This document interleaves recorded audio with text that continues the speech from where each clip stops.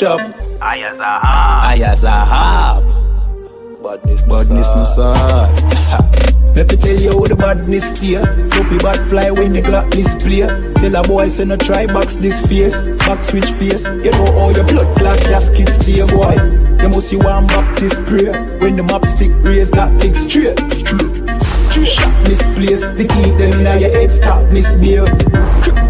Crack his face. The key never tell us we lock this place. Which locksmith anyway watch this space. War with them funny like plastic plate. Hey, we don't play around. When you see the UPK around, we bring the fucking AK around. AR-15s and AR rounds.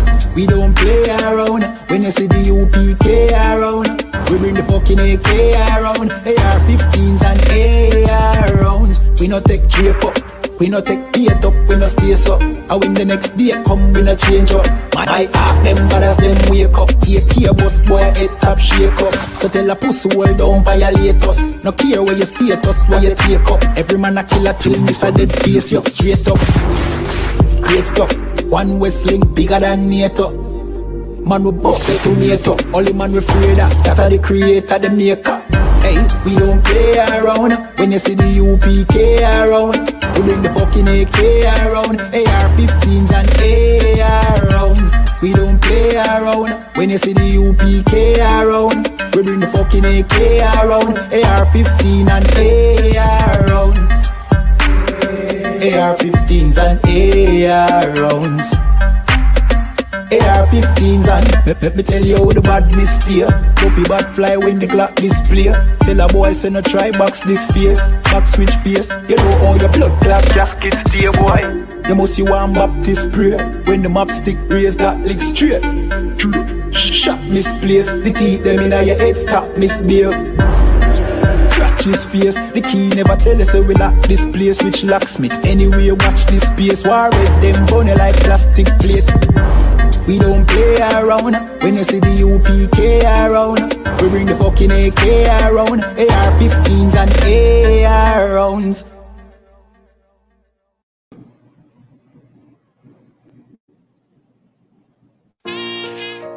All jokes aside, you know how niggas be like, I'm this and that for life, I'm this and that for life.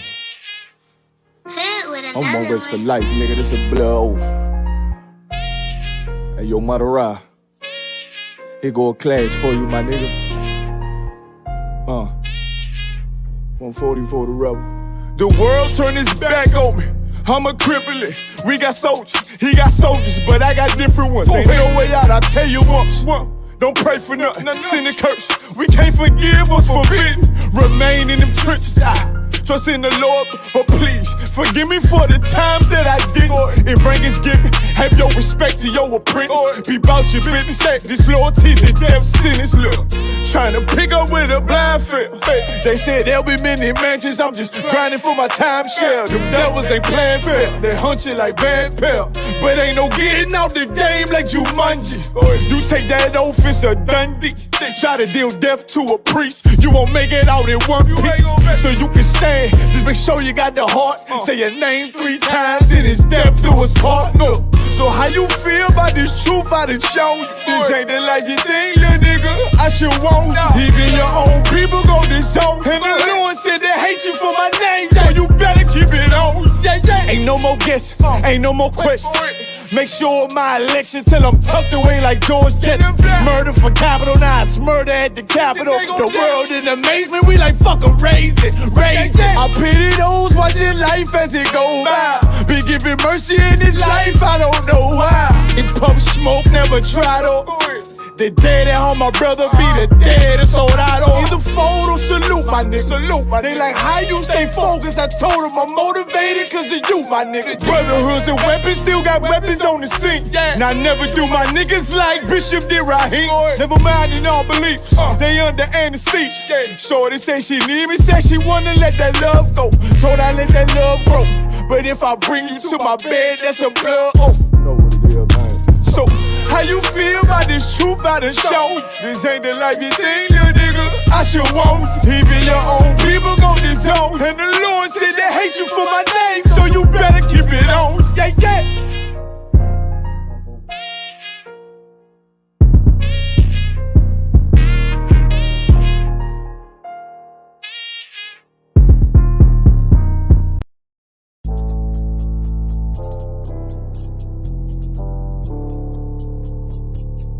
according to God, the white man is the devil. See, I've been in here for a little minute. You know what I'm saying? And I see niggas, they like to talk a lot. They like to claim leadership. They like to claim this and that. You know what I'm saying? They like to be above what they really is and have authority. But they don't really need that authority. They don't really know what to do with that leadership. You understand? You hold hands with this boy, your ass need to stop it. Ass you to give a damn what you talk about. Don't give a fuck what you believe, nigga. Gotta stand up and serve my God. We don't pray on our knees, nigga. Yeah. See, everybody ain't with all that peace talk. Everybody ain't with all that bygone be. Boy, your ass need to stop it. Ass you to profit. It's about to get serious. When they hit us with dope and kill us with crack, where the fuck with your leaders? I'm curious. He cashed out on your blood, traded you in and bought a new biz. Ask you the prophets, I tell you the scheme. If you don't wake up, you gon' die in your dreams. I tell you once, won't tell you no more. I swear these crackers try to kill us slow. Just spoke to a nigga and fed he up for parole because of the COVID. It feel like the host in this world that don't go together. Know that it's gold in the ghetto. I'm in the city blazing with my niggas. Just told the devil the score never settled. Yeah, see the prophets. I'm tired of these niggas keep talking about, you know, you respect my religion, I respect your religion. Boy, your ass need to stop it, ass need the prophets. You know, like we all come together. Cause you know, they say God so loved the world. God so loved the world, and know boy, your ass need to stop it, ass need the prophets. Don't give a damn what you talk about. Don't give a fuck what you believe, nigga. Gotta stand up to serve my God. We don't pray on our knees, nigga. Yeah. Hey, gentlemen, y'all, we don't pray on our knees, nigga. Gotta stand up. You know what I'm saying? Boy, your ass need to stop it, ass shit. Oh, I don't step, I'm solid for show. To the fake niggas, stay silent, I got it, let's go. I ain't taking no loss, ain't no talking when we got the flow. Ain't no peace, just play with your own. I'ma be loyal to the right arm. Tell him we can't keep it slave. And I can never let bygone be bygone. Got your baby mother on high, got your baby pass through the fire. Ain't she the prophets? That baby so belong to the Lord. How dare you abort it? Devil will failure, bitch, I can afford it. I prepare slaughter, you bring me my water. Push your leaders weak, let them lies slip through their teeth. Their ass need to stop it, ass she the prophets. That's just the reality, Christians. I'm sorry to hurt your feelings. I know your pastor lied to you every Sunday for 30 years, but that's what the church is for, lying. That's why they exist, to lie the money out of your pockets. Boy, your ass need to stop it, ass she the give a damn what you talk about. Don't give a fuck what you believe, nigga. Gotta stand up to serve my God. We don't pray on our knees, nigga. We don't pray on our knees, nigga. Gotta stand up to serve my God. We don't pray on our knees, nigga. ISUPK presents Ask Ye the Prophets weekly podcast.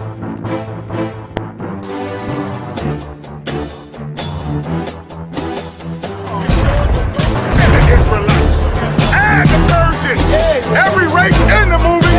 We are not the trust. We are not the trusty oppressor, and we are not the trusty other. Send in your questions to AskYeTheProphets@gmail.com or Ask Ye the Prophets on Facebook. And your questions will be answered live every Wednesday, 11 a.m. Eastern Standard Time. Shalom. He's speaking of his own. The white man made himself be the Egyptians and the Israelites. And the virgin. Every race in the movie.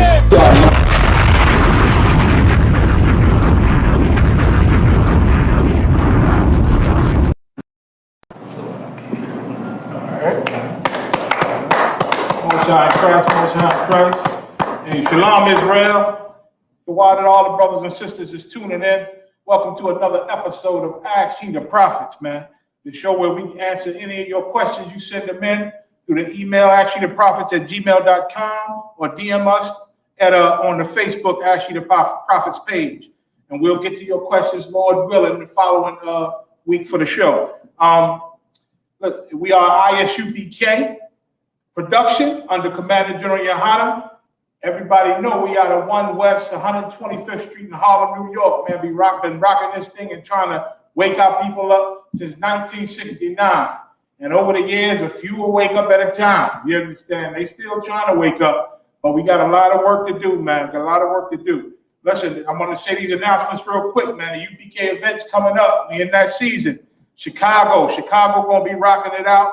July 21st to the 25th in Chicago. Get your reservations ready if you come in. If you're going to Chi-Town, get your planes, get your hotels, book them early. They say because of the pandemic, the airlines trying to get all their money back. They trying to charge you an arm and a leg, man. New York, the New York event, New York barbecue is August 19th to the 21st.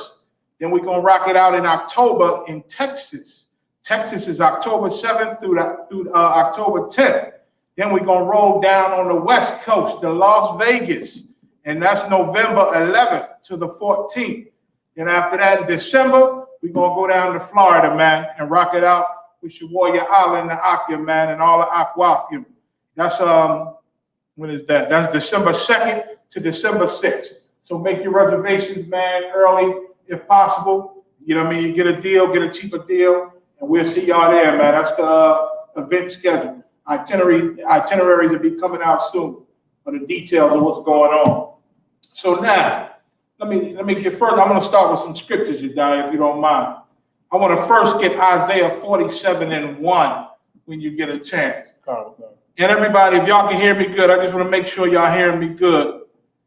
Y'all hearing me, put up a 1 or something like that. You know what I'm saying? Let us know if you're hearing us right.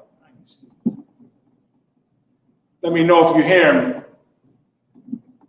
And I want to say Tawada again to the brothers and sisters, man, that made donations, you know, to get this equipment, man. I like this microphone. I'm trying to be like the commanding general. You understand? A nice microphone, you understand? The brothers made the banner, a backdrop. You see in the back, I still got to center this thing. I'm still learning. We still getting this thing in. You know what I'm saying? But it still look good. You understand? With the help of Yediah and Marah. I appreciate it. So Isaiah 47:1. Y'all better, if y'all don't see, if y'all don't watch the news, y'all don't hear what's going on. The Lord is reminding us that we are in the last days, man. We in the last days in this American kingdom, this evil, sinful kingdom, man. The Lord is putting hell on it.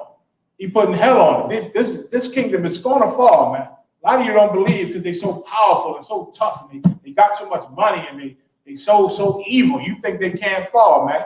I remember when I was younger, the truth, a brother told me, the white man ain't going to let this thing go. It ain't up to him.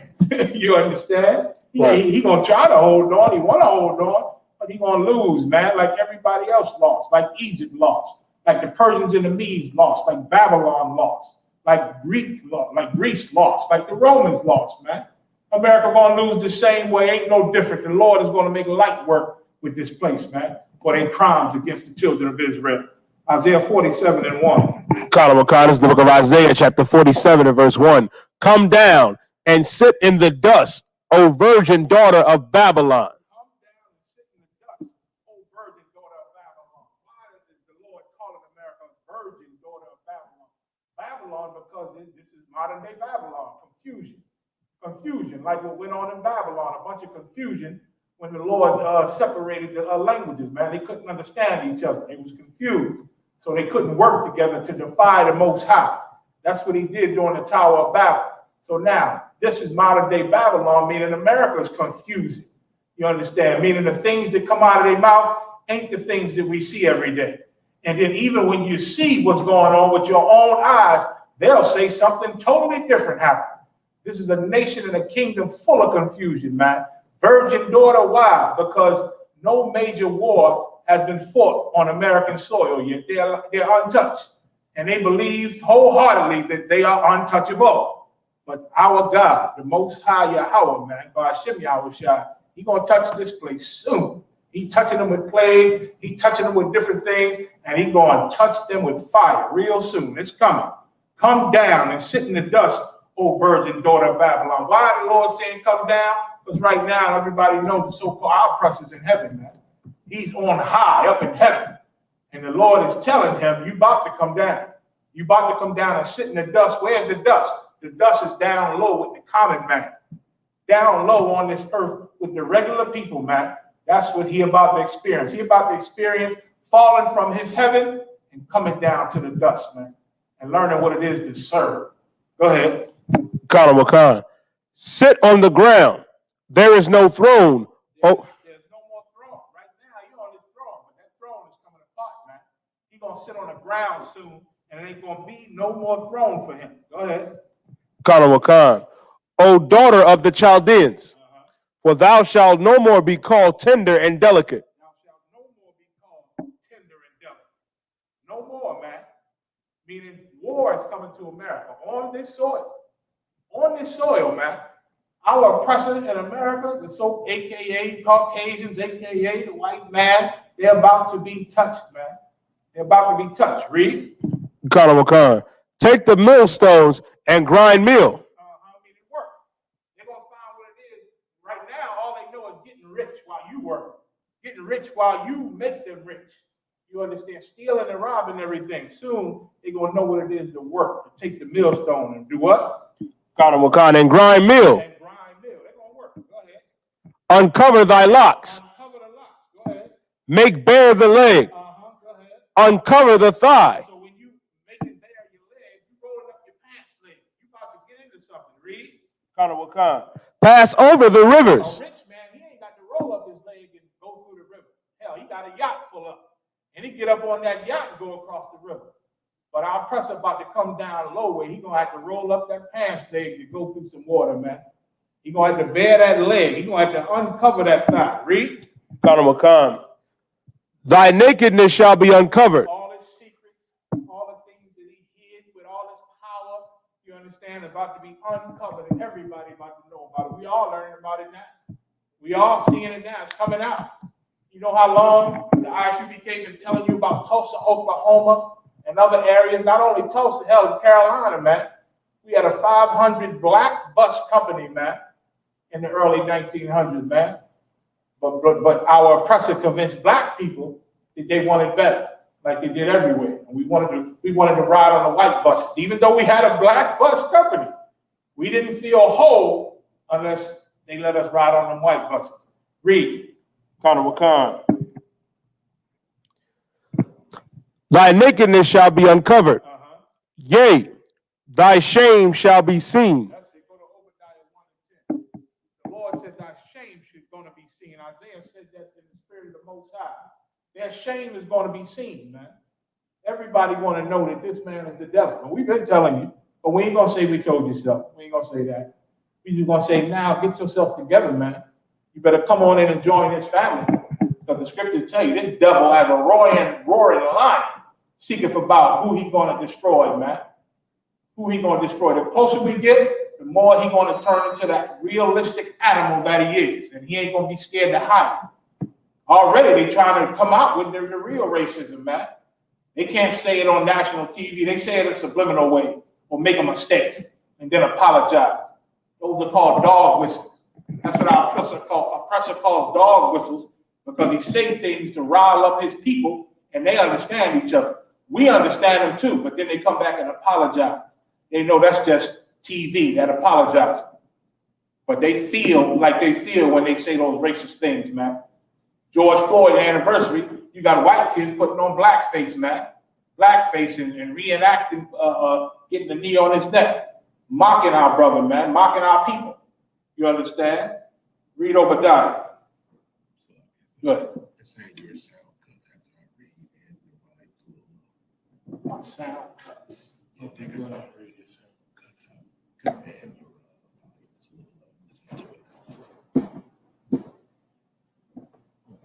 No, sir, I'll try that. Obadiah 1 and 10.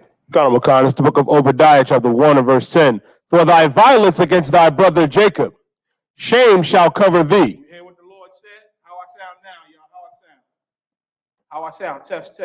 It said, for the violence against thy brother Jacob, because of the violence that our oppressor gives us, man.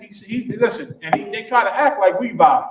And on their news media, they try to portray us, black and brown people, like we so violent and we so scary. Nobody is more violent than our oppressor, man.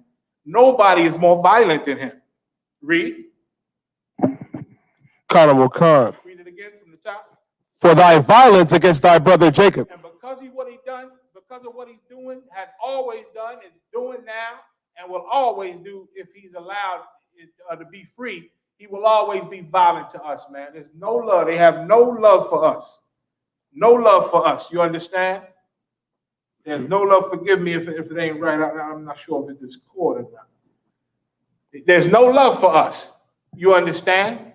And because of that, for his violence against us, go ahead. Shame shall cover thee. Shame is going to cover him. The Lord, the Most High, is going to expose our oppressor, man. He's going to let all his shame and all his secrets and all his lying. He try to act like other countries are so horrible. Other countries are so hurtful to the people. There's nobody more hurtful to its own citizens and people in this country than America, man. Nobody. Go ahead. And thou shalt be cut off forever. Look at what the Lord said. Thou shalt be cut off forever. You understand? The Most High is exposing these evil, racist murderers, man, for who they are. He's exposing them. You understand? He's bringing shame to them, and he's going to bring more shame. All of the propaganda, like I said, about how evil China is and how China commits crimes against humanity, how evil Russia is, how evil the Ukraine is, and how evil the Hamas is, and oh my God, they hurt citizens. Nobody murders and kills and oppresses more citizens than America, man. Nobody harms their people, harms humans more than America, man. So all those lies and propaganda they try to push about other countries, America is the worst. They're the worst. And the Lord gonna bring all their shame, man. It's coming all their shame. You right, Papa. It ain't coming quick enough. It ain't coming quick enough, but listen, we got to be patient. You talk about patience, man. Imagine being around here and knowing these things since 1995, 96. You understand? Great patience, man. And it's only through my brothers and sisters who come on in here and take up their swords, man, and take up this banner that encourage us to go on, man, and keep fighting forward till our king comes. Go to that first story if you don't mind. About what's going with the governor banning about the critical race theory. The title of it is banning teaching about race in your email. Let me know what you have. I have it. Go ahead. Oklahoma governor signs ban on teaching critical race theory. On teaching? One more time. Oklahoma governor signs ban on teaching critical race theory. He signs the ban on teaching about critical race theory. You understand? Go ahead. For everybody who don't know what critical race theory is, I know you're dying to break that definition down. Sir. Discussion. You're going to break down the definition of it. But in a nutshell, it's the discussion of race and what they have done to us over the years. To talk about it, because it doesn't get talked about. Right. Things and atrocities that happen to us been getting swept under the rug for decades and decades and decades, man. Go ahead. Critical race theory is an academic movement of civil rights scholars and activists in the United States who seek to critically examine the law as it intersects with issues of race and to challenge mainstream liberal approaches to racial justice. To examine the laws in this place, man. The laws in this place and how it ties in with race. And all of America's laws, man, try to oppress us. They create laws to oppress us. Our oppressor in America, the so-called white man, Caucasian, Esau, he studies us. He's been studying us. And he see how we live. He looks at our culture and see what we do day to day. He did this a long time ago. You understand? He saw how we live day to day. You understand? How we interact. And then he create laws making it illegal to do those things. Why? To keep his prisons filled up. To keep himself rich. Prison is a big business in America, man. Right. Having black and brown people be his slaves in those cages, oh, that's big business in America, man.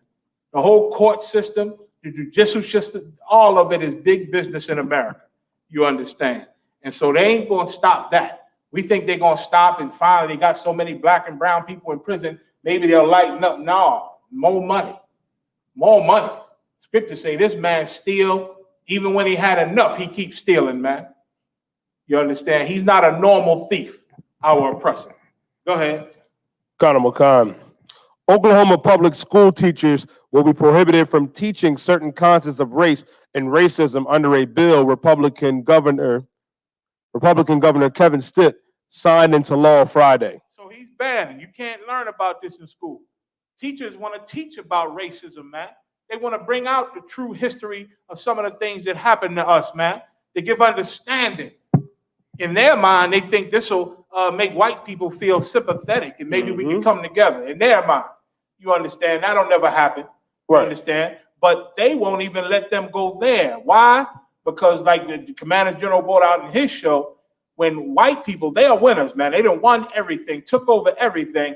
And now that the truth and the facts are coming about how they got everything, they don't want to hear it. They don't want you to look at them as the bad guy. Winners don't like to be the bad guy. You can't call them racist.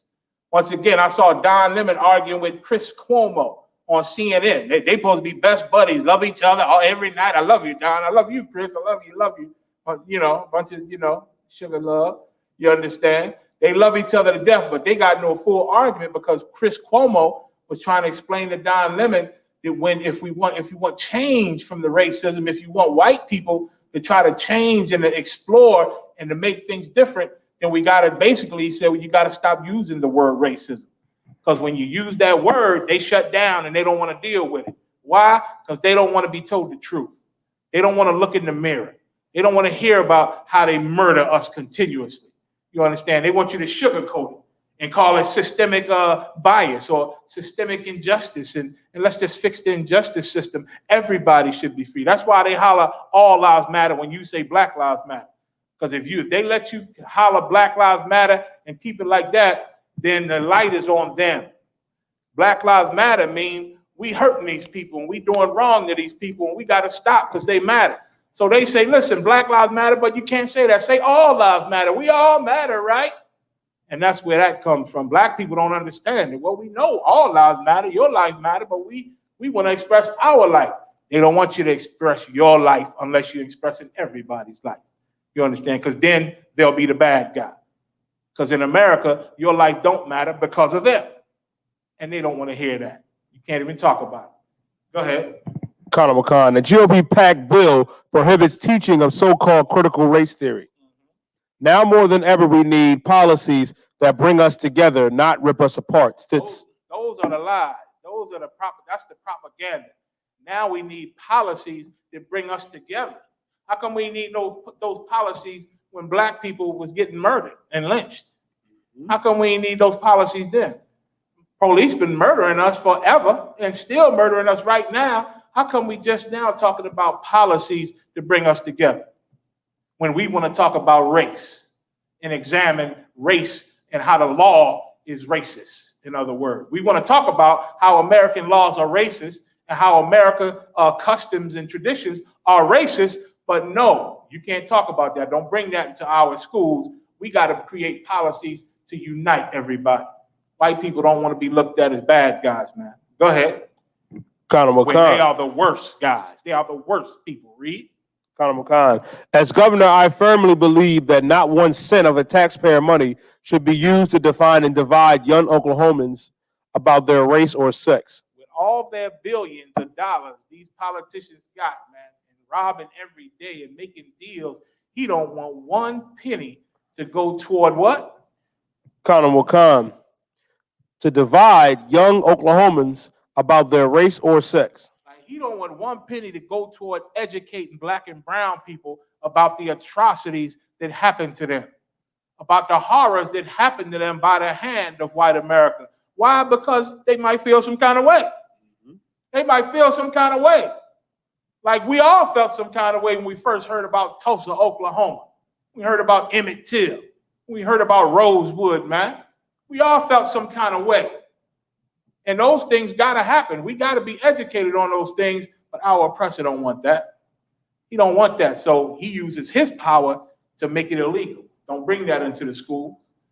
We don't want no separation. We want us united. That's what they say. Read. Conor McCon. That is what this bill upholds for public education. The House author of the bill, more Republican Kevin West, said he heard reports of students being taught that because they're a certain race or sex, they're inherently superior to others or should feel guilty for something that happened in the past. Right. Feel guilty. Read that one more time. Colin will come. The House author of the bill, Moore Republican Rep.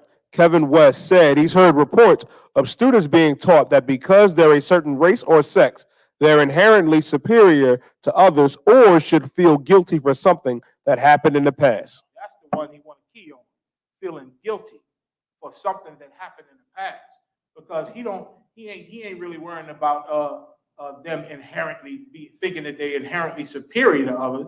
You understand? Because that's what his people do, and they fine with that until we start rioting and complaining, and they start murdering us.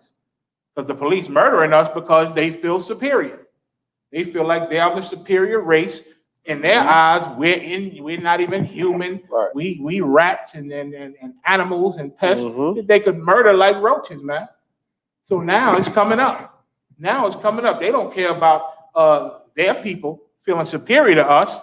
What they care about is all the truth coming out, causing some of their people to feel guilty for something that happened in the past. They care. Why do the Germans got to feel guilty then? Why do you make the Germans feel guilty about the Holocaust? And it happened in the past, right? You white people in America, you would never say that to a Jewish man. You would never say, I don't want nobody to feel guilty about something that happened in the past. They'll go to that Jewish Defense League and try to put a hit on you. Right. You understand? You'll never say that to Jewish people. Man, forget about Hitler and the Germans, man. Be cool with them. Let everybody be together. And let's forget about that old Holocaust. It happened in the past. But we're going to talk about our Holocaust too. We're going to talk about ours too.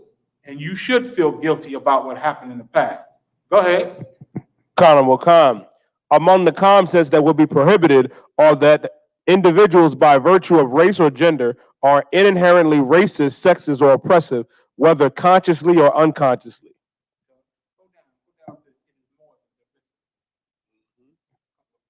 It is more than divisive, said Alicia Andrews, the chair of the Oklahoma Democratic Party. It is exclusive and is acts to erase the existence of segments of our population. A group of black church leaders recently met with Stitt and urged him to veto the bill, and the Tulsa Race Massacre Sentinel Commission also sent the governor a letter asking him to veto the bill. The bill is similar to measures signed into law in Utah and Arkansas. Another similar measure stalled out recently in Louisiana, but its author... It ain't just one place. It's happening in different states, man. Go ahead.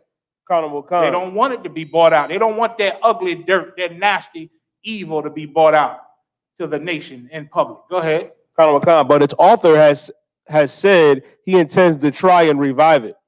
The measure would also prevent colleges and universities from requiring students to undergo training under gender or sexual diversity. Now I'm going to go into something called Stockholm Syndrome. You black people heard of that, right? Black and brown people heard of that. Stockholm Syndrome. We're going to go into what it is. Because what's happening with that critical race theory, they are trying to, that's what it meaning. That reminds black and brown people what actually happened to them. Like we in America trying to vote for these people. We in America looking at them as God, looking at them as Jesus Christ. We look at them, we look at them like they are superior to us. You understand? And we try to hold hands across America. We try to befriend these people. We try to be one with them. We try to be unified, one nation. You understand? That is called Stockholm Syndrome, man. Right. For what these people did to us, we should not be trying to join them and love them and forgive the past and make it all right. We done joined their military, man, meaning the people that murdered our family and destroyed us and enslaved us, we now fight side by side with them. That's the textbook definition of Stockholm Syndrome, man. When the Edomite girl, the Caucasian girl, was kidnapped by the brothers, by the brothers robbing banks, she started to have compassion for them and understand their cause. And then they got her on videotape with guns, robbing banks with them.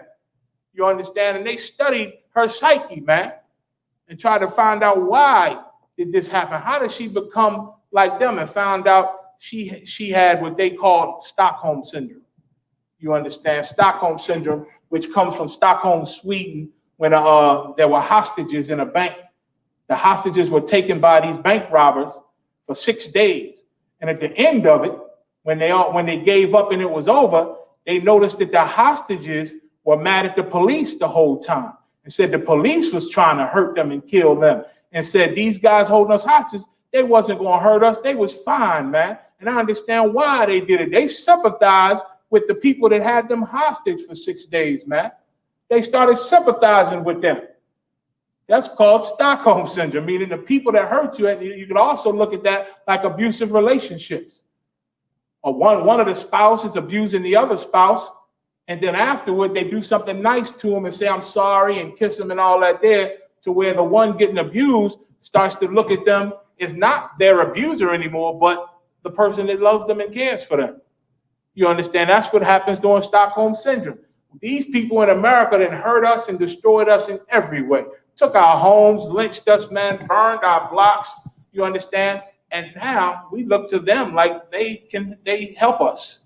They do good to us. Mm-hmm. Textbook definition of Stockholm syndrome. Read what you got. Khan. What is Stockholm syndrome? 40 years ago, the term Stockholm syndrome was coined at the end of a 6-day bank siege. What is it and why is cited time and again in hostage situations? Most people know the phrase Stockholm syndrome from the numerous high-profile kidnapping and hostage cases involving women and which has been cited. The term is most associated with Patty Hearst, the California newspaper heiress who was kidnapped by revolutionary militants in 1974. She appeared to develop sympathy with her captors and joined them in a robbery. Joined them. She started robbing with them. You understand? First, she was a victim. Then, because of the psyche and the psychological trauma of it, you understand, she joined them. Why? If I kidnap you and I got you in my closet, I got you chained up, you in this little room, tiny like a closet, and I got you in there. I ain't fed you in 2 days, you're hungry. I come in every hour on the hour, smack you in the face. You understand? And you hate me at first. You're like, oh my God. You fear for your life. Then I come in and say, you know what? I'm gonna stop hitting you so much, man. I'm gonna take one of these chains off you, all right? Yeah, you want a sandwich? And I give you a sandwich. I give you some water. I feed you. And then I come in regularly to feed you, make sure you're good, talk to you a little bit. Your mind gonna do something. Your mind gonna flip. And instead of looking at me like the guy who done had you in this closet and got you chained up, smacking you, now I'm feeding you. Now I'm talking to you. I'm conversating with you. Now you kind of feel like, okay, he ain't gonna kill me. My life ain't in danger no more. And you'll start looking at me like I'm your savior. You'll start looking at me like a good guy because I'm feeding you. I'm giving you something to drink. You are sure that I'm not going to hurt you because the conversations we have, and I'm talking nice to you. I took a couple of chains off for you. You still in that closet. You understand? You ain't been home yet, but now you're looking at me like I'm your savior. Now you're happy to see me when I come. So I might have a sandwich. I might, pour you out, sit you down, chained up, and then talk to you for a little while. That's what happens during Stockholm syndrome, man.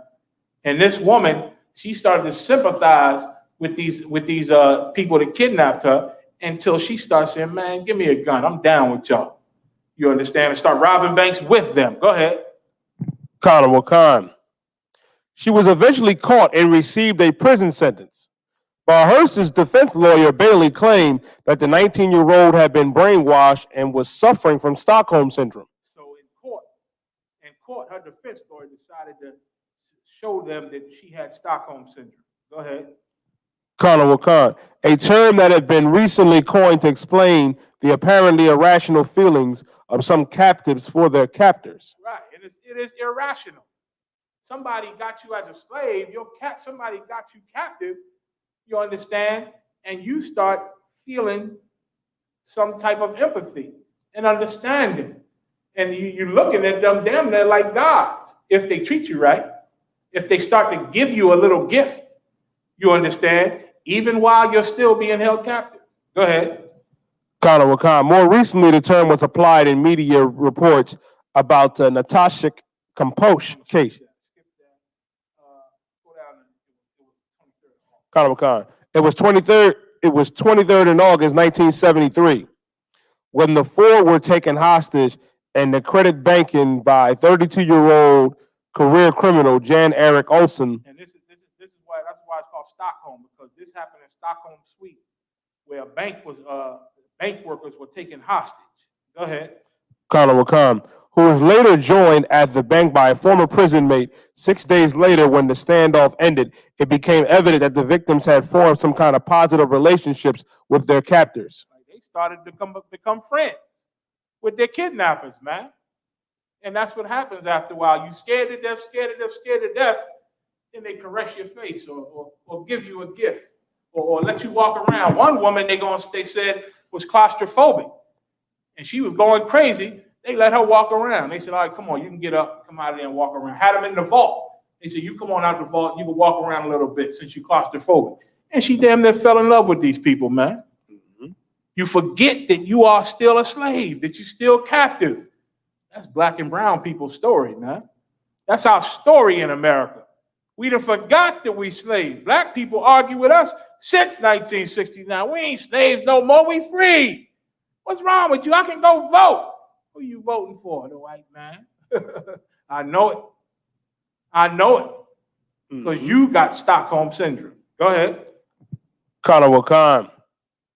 Stockholm Syndrome was born by the way of explanation. The phrase was reported to have been coined by criminologist and psychiatrist Niles Burjut. Psychiatrist Dr. Frank Oberg was intrigued by the phenomenon and went on to define the syndrome for the FBI in Scotland Yard in the 1970s. His criteria, including the following. First, people would have to experience something terrifying that just comes at them out of the blue. You see that? At first, you experience something terrifying. It comes out of the blue. They sold us into slavery, man. Put us on slave ships, chained us up, first caught us, hunted us down, put us on slave ships, chained up, stacked us on top of each other in our own feces and urine and menstruation, stacked us. Half of us died before we got there. Some of us, then they had to throw most of us off the boat because we were dead and sick. They didn't want the disease to spread. Threw half of us off the boat to where till this day, researchers say sharks still come along the route of the slave trade just because back then they would have a lot of food, black bodies and blood strewn across the damn seas that they would feed off of. So this day they still come there for some reason, and they figured out they come in there looking for bodies that were thrown off them ships so long ago. Go ahead. Khan. They are certain they are going to die. And they believe they'll die. Their life flashed before their eye. Oh my God, I'm going to die. You see, some of your people might actually die. You understand? Or the abuse and the trauma is so horrible. 2021 right now. We got to teach our kids how to go to the store when they leave the house because they might die on the streets of America. We go outside our doors. You might die. Guess what? You can be sleeping in your bed. You ain't got to go outside your doors, and you might get murdered by the police. Breonna Taylor. You understand? It could happen. Any kind of sit on your back porch with a cell phone, man, and get murdered. Your son playing cops and robbers or bad guy or what's that new video game they got with all the guns? The kids love it. They imitate that game outside with a toy gun. They can get murdered. What is it? Warzone. That's one of those. It's a more famous one. Fortnite. That's the one. It's some other ones too.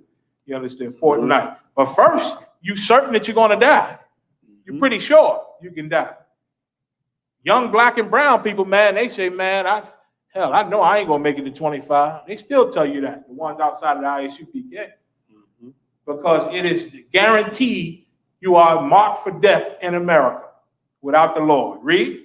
Khan. They experience a type of infantilization where they're like a child. Then they experience a type of infantilization, meaning they like infants. They become like infants, where like a child, go ahead. They are unable to eat, speak, or go to the toilet without permission. Now, it's like, imagine what they're going through in prison. Imagine what our black and brown people are going through in prison, man. They said with Stockholm Syndrome, you get kidnapped or something happens. It's really traumatic, man, and it's terrifying. And you're pretty sure you're going to die. And then you start living because your captors, they feed you when they want to. You understand? You go to the bathroom when they say you can go to the bathroom. You speak when they say you can speak, man. It's like you are a child again. That's what it's saying. You understand? You can't do anything without permission. That's what's going on. That's day to day in the prison. Read. Colonel McCon. Small acts of kindness, such as being given food. Like I said, then all of a sudden, after you fear for your life after some time, after they treat you horrible and terrify you and terrorize you for a certain amount of time, then they do a small act of kindness, like feeding you something good. You understand? Go ahead. Colonel McCon. Prompts a primitive gratitude for the gift of life, he explains. It prompts a primitive gratitude, like it's in your nature to it's your primitive spirit you take on when this act of kindness happens. It's like you appreciate what they just did. I really appreciate that. Well, maybe they ain't all that bad. Maybe they won't kill me. Maybe they ain't so bad. Maybe I should listen to them and see what's going on and see how I could please them more.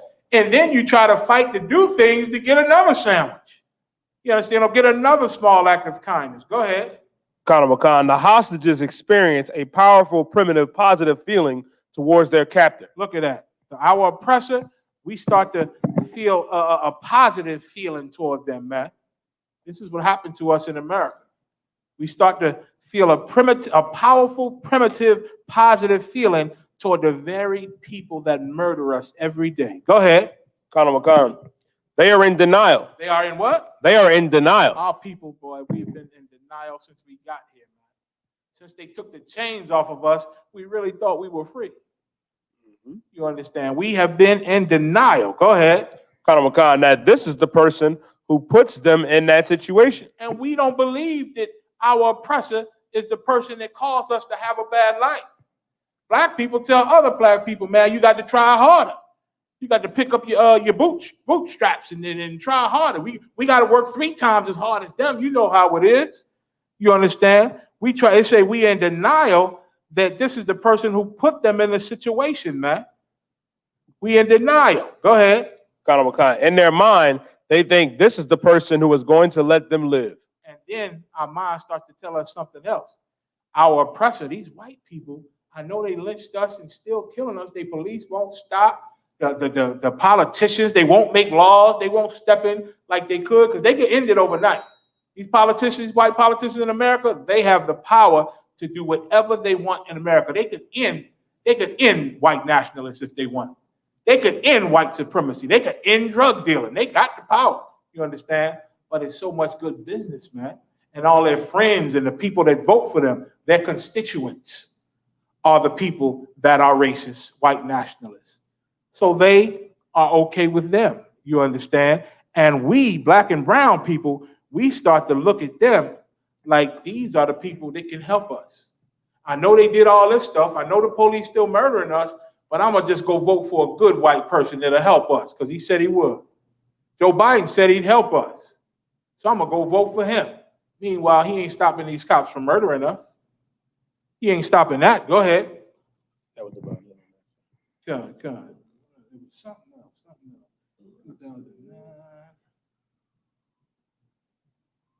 Go to in one phone call. Oh, come. In one phone call, the bank's vault to the country's prime minister, Olif Palem Ifmark, begged to be allowed to leave the bank with the kidnappers. Look at that. It gets so psychologically damaging that when it was over, one of the hostages said, I want to leave with the kidnappers, man. He wanted to join them, damn near. Go ahead. Colonel McCon. One of Olson's demands had been that the delivery of the getaway car in which he planned to escape with the hostages, the authorities had refused. Go to the next one. Go ahead. Colonel McCon. Telling Palm that she was very disappointed with him, Edmark said, I think you are sitting there playing checkers with our lives. Checkers with our lives. Right, like they thought the police was toying with their life while they in there. Go ahead.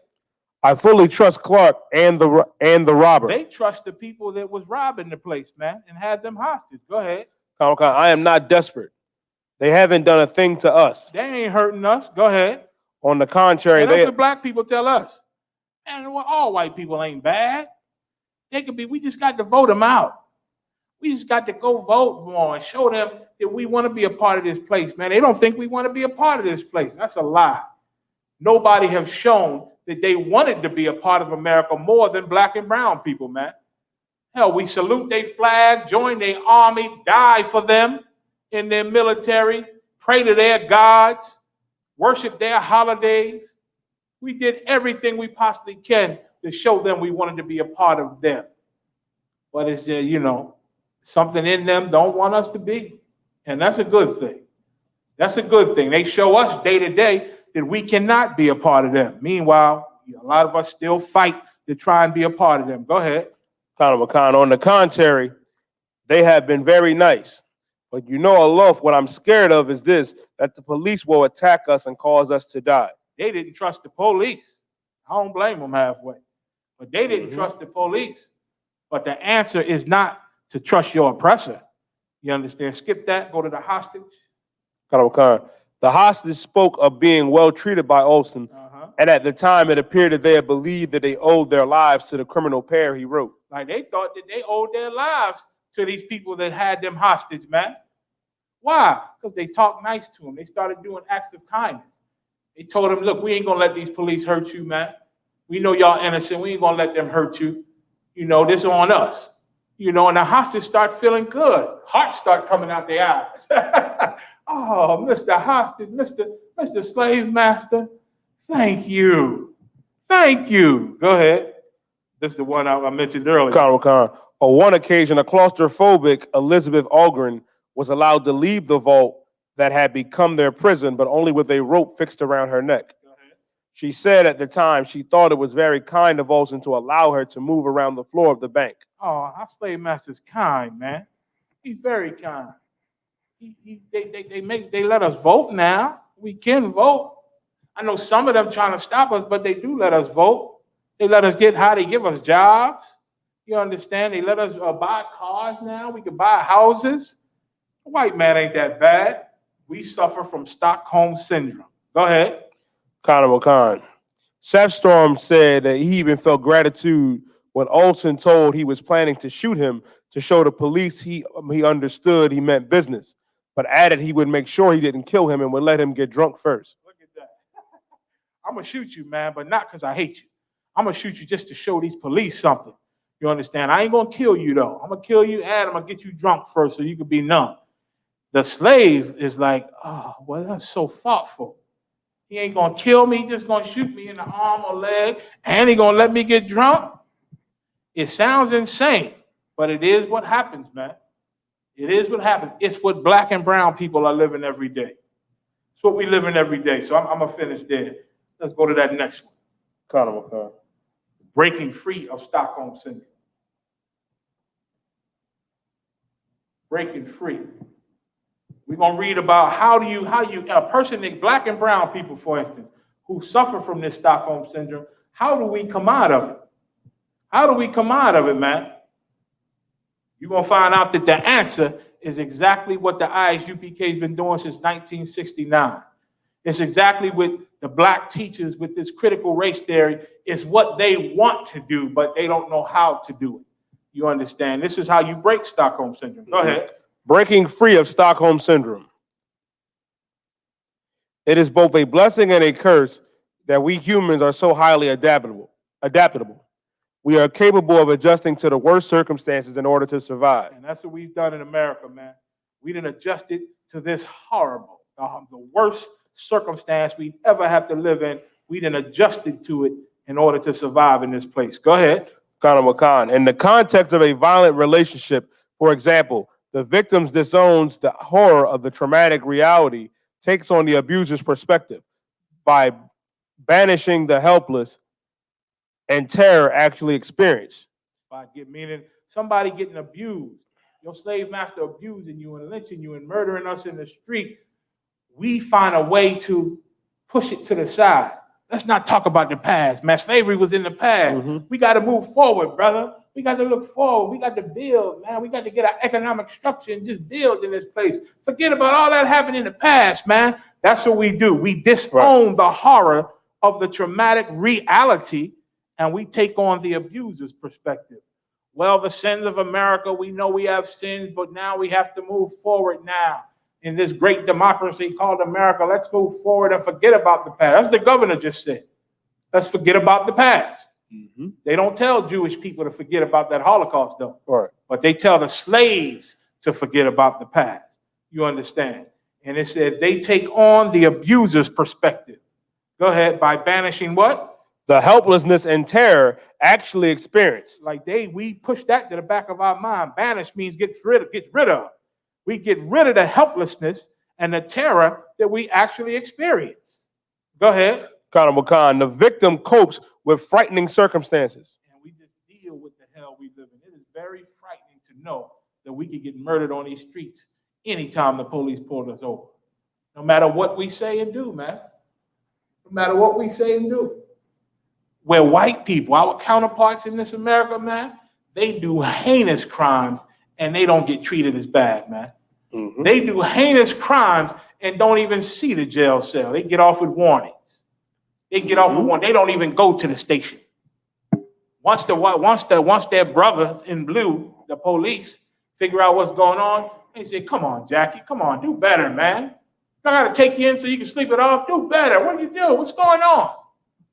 And by the time they get to the courts, they don't even press charges. No indictments for their white citizens unless there's a whole video capturing something so heinous, and then all of the damn politicians is shocked by it to where all the citizens come against it, and black and brown people got to burn up shops and wreck their own goddamn neighborhood, and then our white sympathizers write letters and complain.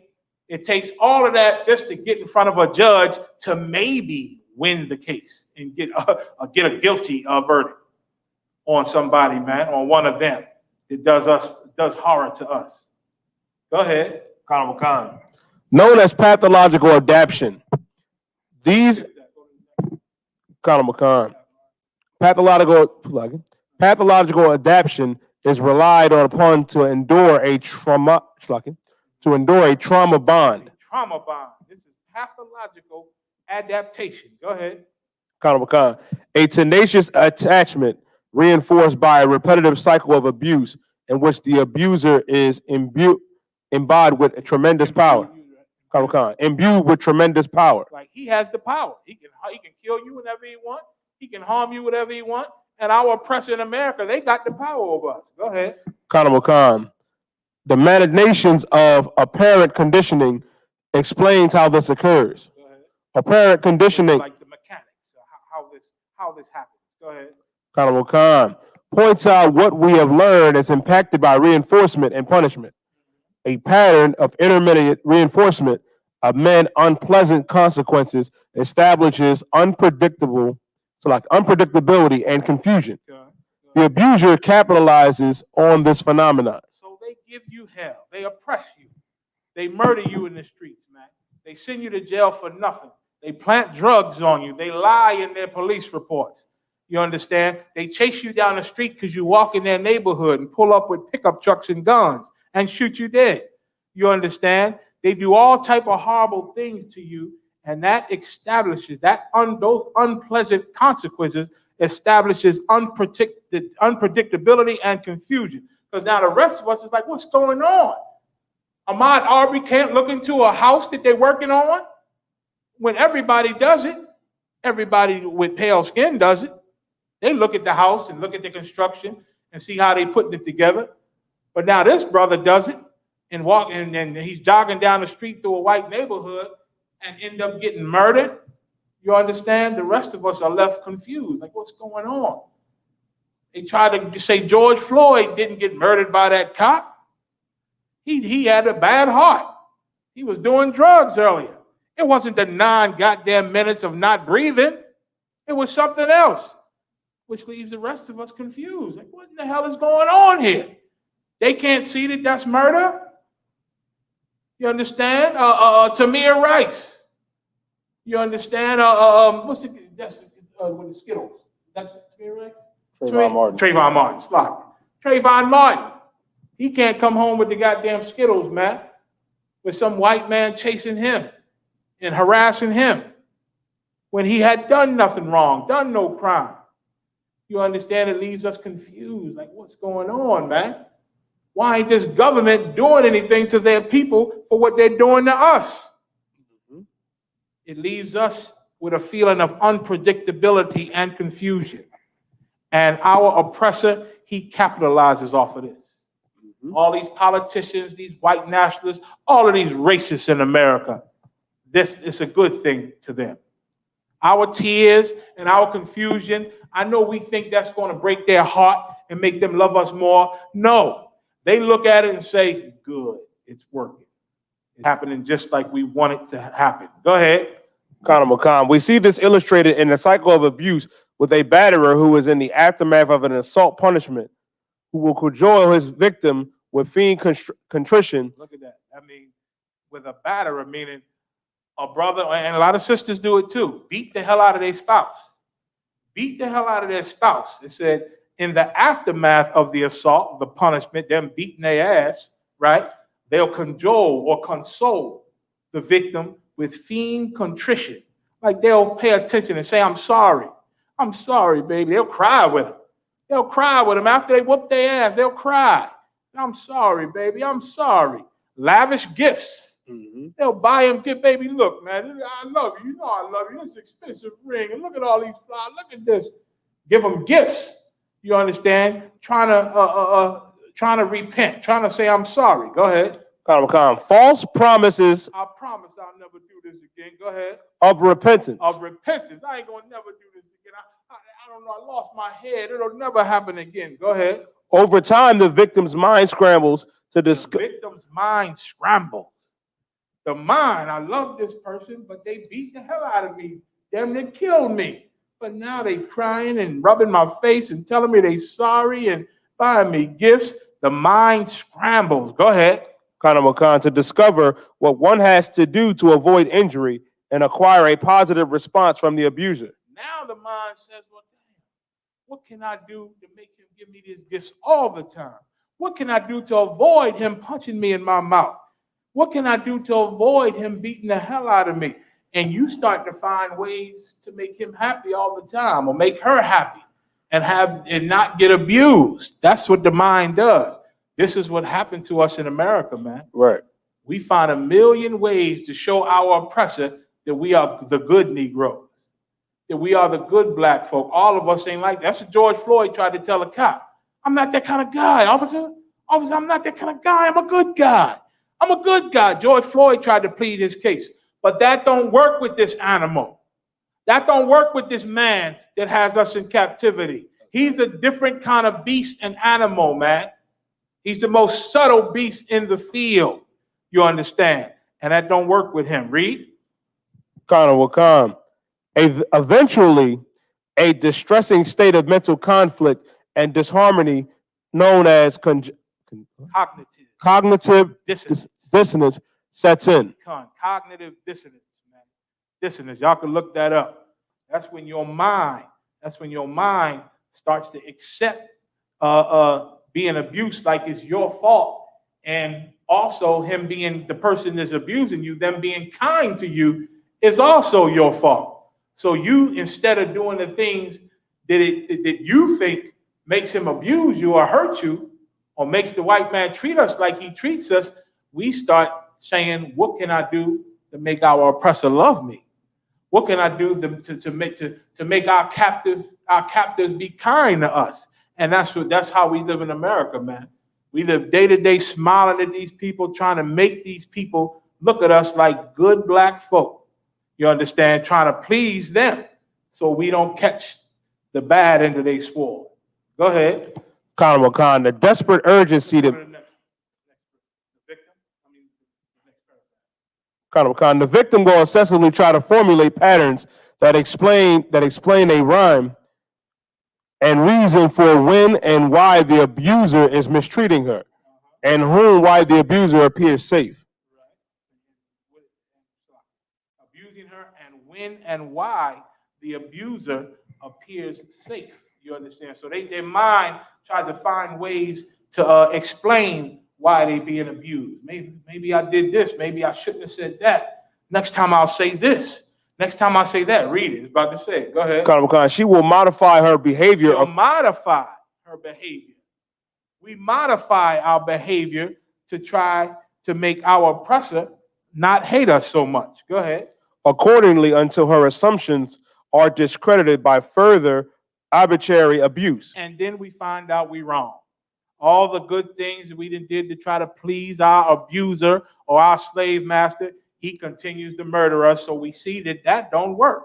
That hasn't worked. Go ahead. With the continuation of escalating abuse and deterioration,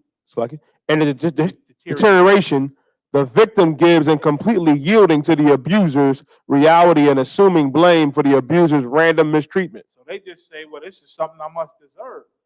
This is something we must deserve. Black people blame black people for what happens to us. Mm-hmm. Well, they wouldn't lock you up for no reason. You ain't getting locked up for no reason. They found you guilty. You had to do it. They found you guilty in a court. Mm-hmm. And they just assume when our oppressor finds us guilty that we're guilty. All the brothers that done time, innocent, man. They were innocent. Done time for lies on the reports of our oppressor, for planning things on us, man. But yet black people still blame black people. Go ahead. The victim becomes completely malleable to a mind control and morphs into the identity demanded by the abuser. Breaking free. You skip down to breaking free. A little bit of that. To recap, forming a pathological allegiance to one's abuser is a coping mechanism and an effort to adapt by normalizing. Skip down to the next. Breaking free of Stockholm syndrome is a bittersweet place of triumph. And meaning what? What they're about to go into is how do you break free from this, man? This mindset. And just to make it short, the only way to break through this mindset is to constantly be reminded of reality. And the reality that these people that you're trying to please are hurting you.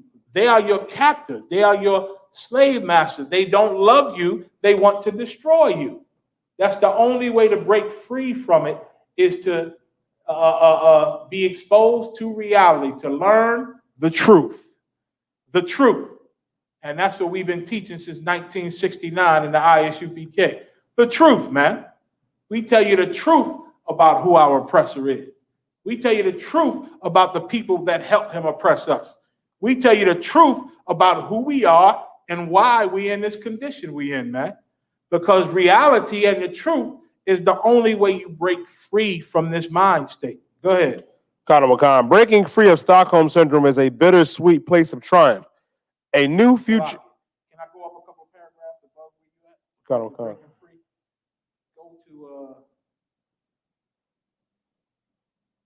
Go to dismantling. It's like the third or fourth paragraph. Go ahead. Dismantling the delusional narrative means confronting the magnitude of danger and exploitation embodied in in episodic flashbacks, emotional flooding, the disassociation, and prolonged complex grief. It means accepting that the romanticized bond was all a lie. There you go. It means accepting that this pretend bonding with our oppressor, this American is the United States of America, believing that lie that this is these are the United States, and that we all supposed to get along, and that we all supposed to not see race, we all bleed red. All those things are romanticized bonds that we then created because we are the slaves. And to break free from Stockholm syndrome, you got to accept that the romanticized bond was all a lie. You got to accept that. It's all a lie. Us uniting with white people is a lie. God does not want it. And we done tried it for 400 years and it does not work. It does not work. They'll tell you it works. They'll tell you that's what they want. You understand? But it does not work, and it's a lie. Go ahead. Khan. Having to face you are nothing more than supply. There you go. You're nothing more than a slave. Your supply. Go ahead. Just someone to use you and feed off. Just someone to use and feed off of. That's all you are to our oppressor. You make them rich. You make them rich, so they don't want you to go. They don't want to get rid of you, but they do want to keep you down and abuse you so you could yearn for their affection whenever they give it to you once in a while. That's what they do want. Go ahead. Khan, a distraction, a source of sadistic fulfillment. It's a source of sadistic fulfillment. That's all you are. You're a source of fulfillment for them, and it's sadistic because they are madmen. Because these are mad, insane people. Read. It's rife with humiliation and loss. And it's rife. It's full of humiliation. We live it every day. Humiliation and loss. Loss of life, loss of property, man. Loss of rights. The rights that they say we got here, we don't have them. We don't have them. You'll get murdered for having a gun, even though you got a license to carry. They got a license to carry. Hell, if they don't got a license to carry, they don't get murdered. They don't get murdered, but we'll get murdered if they see a gun. You understand? If they see a gun. Read. Khan. Ironically, when the victim breaks away, she or he is plagued by a feeling discarded because nothing that truly mattered was real. Yeah, and this is something they might go through. They come into the truth.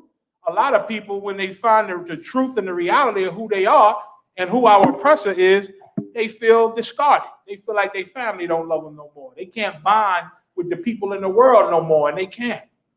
That's true. That's true. You are discarded from the world. Before you found the truth, you was in the world, and they hated you, and you just lived a lie. You were still discarded, but your mind made you pretend that you was part of them and part of this place, man. You understand? But you had no connection with them in reality. And now that you found out the truth, it's like The Matrix, that old movie, The Matrix, when they woke the cat up and then he saw the world for what it was for the first time, for what it really was. And it was dark and ugly, man. That's what's really out here, darkness and ugliness, man. And when you wake up to that, you might not feel good. Once again, we always say the truth is a hard pill to swallow, man. But it is a pill that will heal you after a while, man. It will heal you. You understand? It said, plagued by feeling discarded. Go ahead. Because what? Because nothing that truly mattered was real. Because it wasn't the truth, man. You was living a lie. Go ahead. Inevitably, what set the victim up for exploitation is called into question. Beliefs about eternal devotion and loyalty are reevaluated. Beliefs about eternal devotion and loyalty are evaluated. Read that again from the top.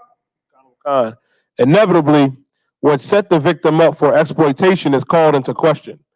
Beliefs about eternal devotion and loyalty are reevaluated. Right now, you're reevaluating everything in your life, man.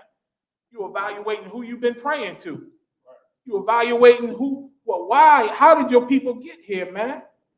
Why did we disobey the Most High? What did our ancestors do? Right. You understand? You start looking at history now, true history, and saying, wait a minute, who am I really? Who are my forefathers? You understand? What was going on back then? And if these are my forefathers, then what am I supposed to be doing now? Your beliefs about eternal devotion and loyalty are evaluated. Go ahead. Naive notions of unconditional kindness and love, the denouncing of darkness, and intractable devotion are confronted and modified. Are confronted and modified, meaning you start to fix all the lies, man. The unconditional kindness of love that you show our oppressor. You start to change all that. You start to change that. The denouncing of darkness, man. You start to denounce the darkness and the lies you've been living, man. And intractable, did you read that part? Oh, and intractable devotion are confronted and modified. Meaning you start to change how you think, man. You start to change according to what's real, according to what are facts, man. And that's the life we live when we come into this truth, man. We start to break free from the Stockholm syndrome that we've been suffering in America, man, all these centuries. Go ahead. Rage is ignited. Read that again. Rage is ignited. Sometimes it makes you angry. Sometimes it will make you angry to learn the truth and learn that these people who you've been trying to please and show that you good, no matter how much they murder us, to find out that they never will love you, that they hated you since the book of Genesis, to find out that you can never make them love you. The Lord said, who can make straight that which I have made crooked? That's what God said. The Most High said that. And you start to realize that, and you start to be angry at yourself, man. I remember when it first hit me. I did 2 years of Catholic school. And when I was first learning the truth, me and the brothers I was with, we was talking about, you know, the real Israelites in Mark, Luke, and John, and the disciples. And then I thought back to how when I was in Catholic school, them old Edomite nuns used to have those names.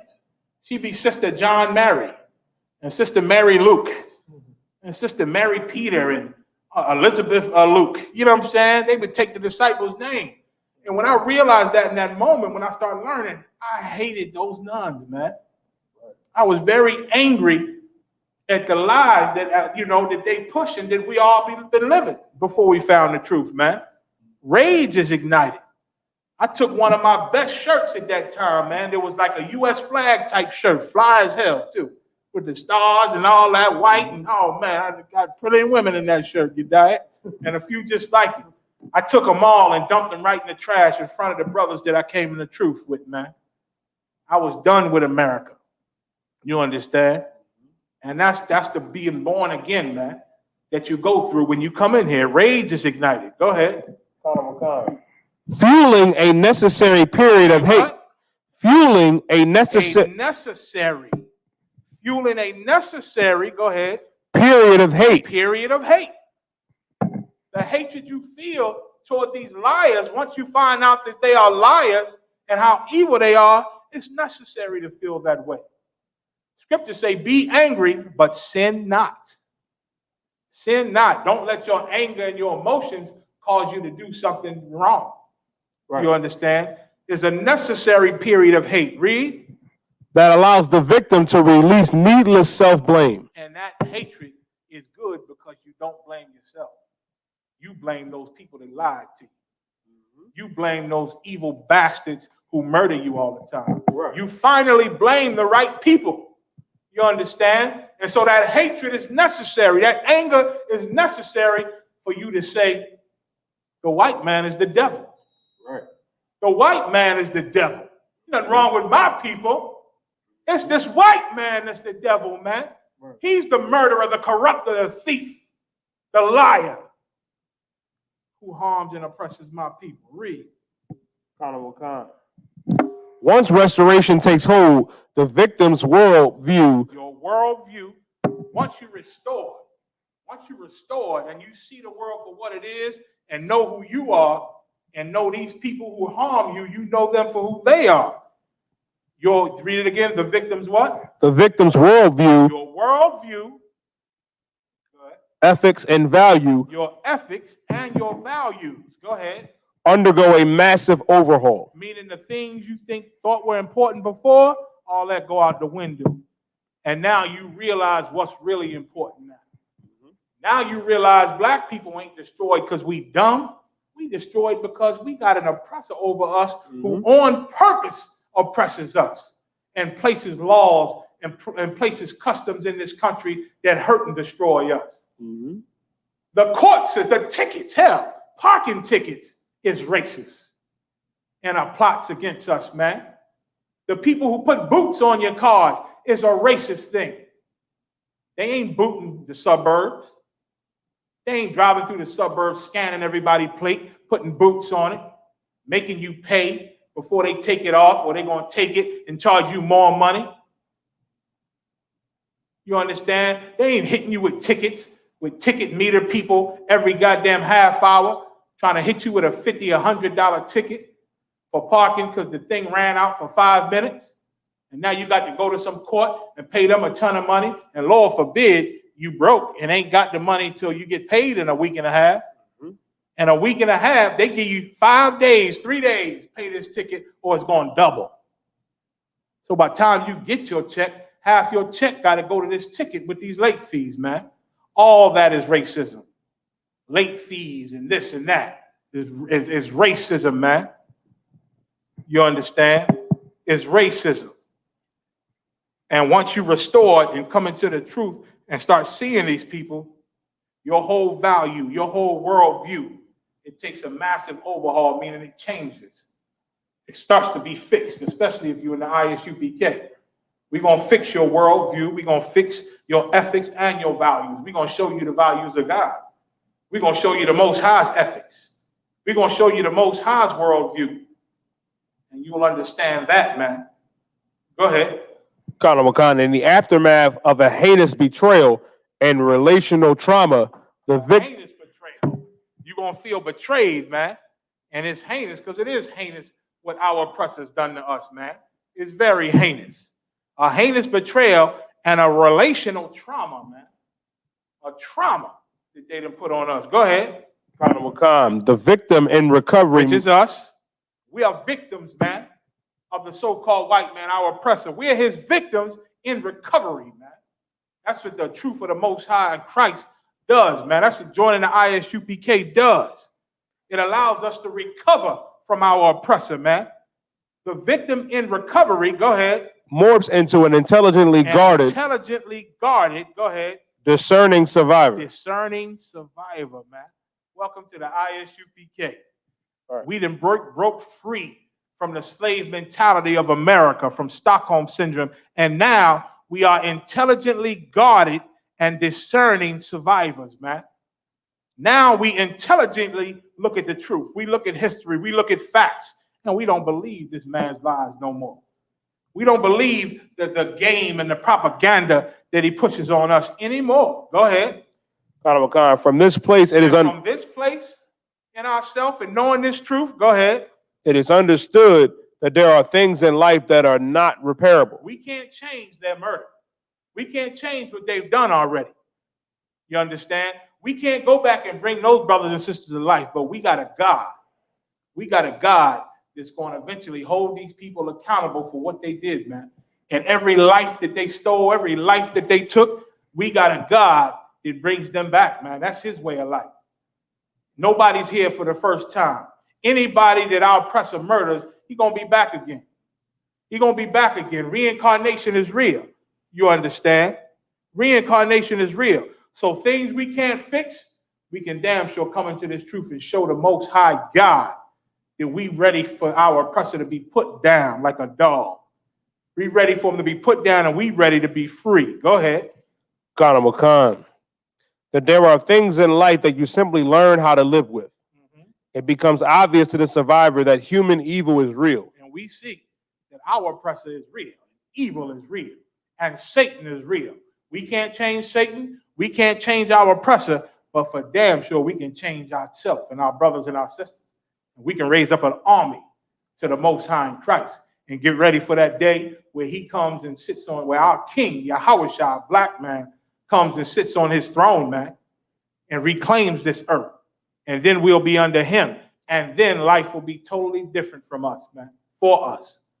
You understand? No more evil on this earth. Because right now, you see that human evil is real. The Lord said the man of sin got to be revealed before he comes back, man, before Christ comes back to destroy them. And so we seeing, and we've been teaching you that these people are evil, man, and they are murderers. It said it becomes obvious to the survivor, us, that human evil is real. Go ahead. And reliance on instinctual aggression so as to preserve and to protect oneself is a moral imperative. Yeah. The reliance on instinctual aggression, meaning it's human nature to cower and submit to the aggression of our oppressors. You understand? So in having the truth and knowing reality now and seeing who they are and who we are, we don't rely on the instinct of accepting their aggression. You understand? We don't rely on that to preserve and protect ourselves anymore. You understand? We stand with the truth, man. And we tell our oppressor to his face, we know who you are. You are Esau in the Bible, and we are the Israelites, and you will pay for what you've done to us. We don't punch him in the face. We don't set him on fire. We don't tie bombs to ourselves and blow them up. We don't stab him and shoot him. No, we don't do none of that. The Lord said we ain't allowed to do that, you understand? But we do know who this man is. The man of sin is revealed. You understand? Go ahead. Khan. A new future awaits, along with the hope for a promise of loving relationships and empowered life filled with self-directed purpose. All right, so it's going into, the new life and all that there. Christians wrote this. They trying. They going into it, you understand? They don't understand that. They don't even understand half the correct things that they're saying. You understand? But that's how you break free from Stockholm Syndrome. You got to get the truth. You got to get the truth. Listen, these people, they hate you. These oppressors, these Caucasians, they hate you. They lynched you. They lynched you and set you on fire. And they took pictures of your burning bodies and put them on postcards. When they burned Tulsa, Oklahoma, which we're about to get into, they took pictures of it burning and made postcards that said, they showed the smoke and the buildings on fire and said, this is how you get rid of niggas. This is how you get the niggas out of your neighborhood. That's what they had on their postcards. That's what they had.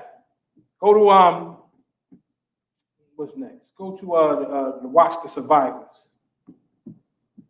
The survivors share the truth of the Tulsa, Oklahoma massacre. Let's get there. Let me get there with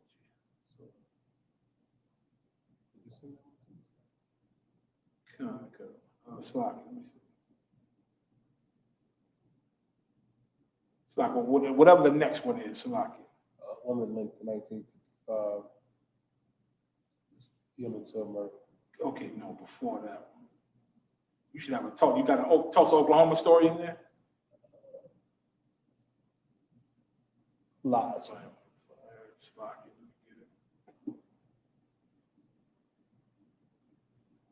Okay, I'm sending it to you now.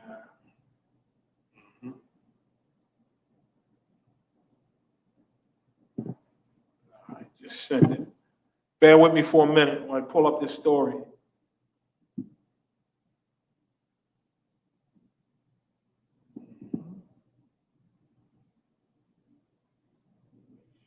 Right one.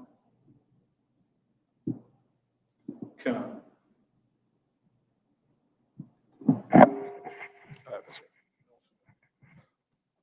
Tulsa Race Massacre. This is what happened in Tulsa in 1921. 1921. 1921. Go ahead.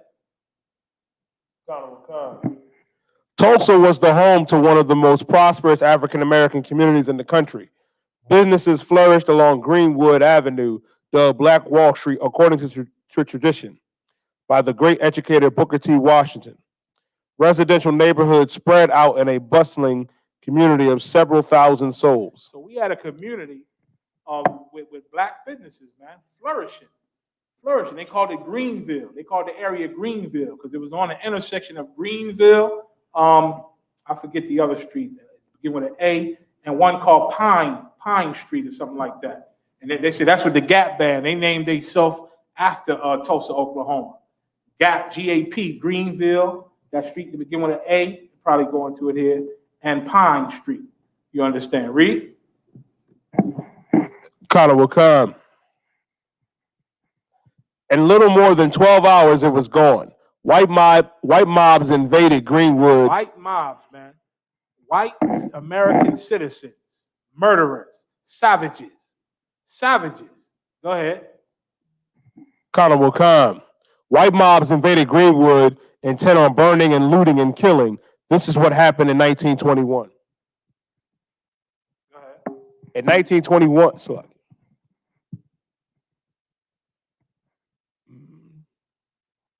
Salaki. That's reiterating what that said. A riot began at the Tulsa County Courthouse on the night of May 31st, 1921, and it escalated into an all-out assault on Greenwood the morning of June 1st.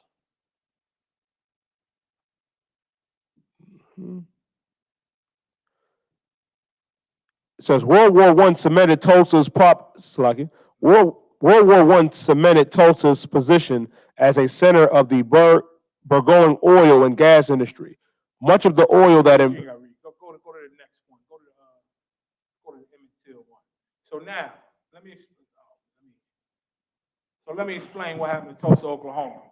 In Tulsa, Oklahoma, you understand, it was a 36 square block of white barbershops, grocery stores. We had dry cleaners, man, movie theaters. We had our own police patrol in the area, our own, security, neighborhood watch and all that there, patrolling the area. We used to dress nice, have cars. That black dollar would be shared and shared and shared. You understand? We had a bustling business back in the early 1900s in Tulsa, Oklahoma. Now, how do we get that? Because the racist white Americans wouldn't let us shop in their stores, wouldn't let us eat in their restaurants, wouldn't let us go to their dry cleaners, wouldn't let us go to their businesses. We could work there and make them rich. Then we had to go home and we couldn't go in there. So a bunch of entrepreneurs in the black neighborhood in Tulsa, they said, man, let's do our own, man. And they came together and started this neighborhood, started this society, man, of businesses and whatnot, and put these things together. And it was bustling. It was good and strong, you understand? But then it's like, did I send you anything about Tulsa? I sent you an interview with this woman. Then there was a woman, what was her name? There was a woman, McCarthy. Let me get her name. I got it here. There was a sister in the Tulsa riots. One of the descendants, one of those survivors. So let me pull her up. I think she's right here. L. Doris McCondichie. You understand? She's that 107-year-old woman that they're interviewing a lot recently. It's a couple of others that are survivors, you understand? And she got a granddaughter named Joy McCondichie also, who trying to tell a story, remember all the stories her grandmother told her about Tulsa. And she knows, like I know, we know when white people tell this story, boy, they clean it up. They clean it up good. I was watching the History Channel about Tulsa, and I had to turn it off because they cleaned it up so good. They cleaned it up too good, man. Tulsa was a horrible thing. But the good thing about Tulsa is Tulsa, Oklahoma started. Black Wall Street started because of Jim Crow and segregation. Because we couldn't go to their shops and all that, we had to come together. They forced us to come together and create our own, which shows you if we come together, we can have our own, man. We'll be strong if we came together. We don't need them to do great. And we was doing great back then, man. Doing great, and white people were jealous. White people were jealous, man. They were coming back from the war. They was hurt, and they was poor, old redneck, poor, podunk, white folk, you understand? And they hear about this black neighborhood that's doing good. They just needed a reason to come try to disrupt our livelihoods, man, and our life. Lo and behold, an old Karen back then. Some old Karen, they said a brother got on an elevator because he had to, he got on an elevator, which there was an Edomite woman who was the conductor on the elevator. She would be on the elevator and go up and down. So he got on the elevator and had to go to the top floor to, I think, use the bathroom or something to that effect. And they said when he got on, the story is he might have tripped or something, which he stumbled and reached his hands out and ripped a piece of the white woman's dress. And so now white men heard about this and they just went crazy, said he attacked her. They called the police, said he attacked this white woman, and the police came and arrested this brother. And at this time, there was a KKK rally not too far. You understand? So they arrested the brother, and now the KKK heard about it. And other white nationalists, and they got a mob together and came to Tulsa to try to find out what happened and what's going on. And they had guns. And of course, the brothers were doing well there. They had some guns, but the white people outnumbered our brothers, man. They say a shot was fired, then another shot, then all hell broke loose, man. All the women and children had to run up into the woods, man, trying to get out of there. They left their homes because white people was murdering us, man.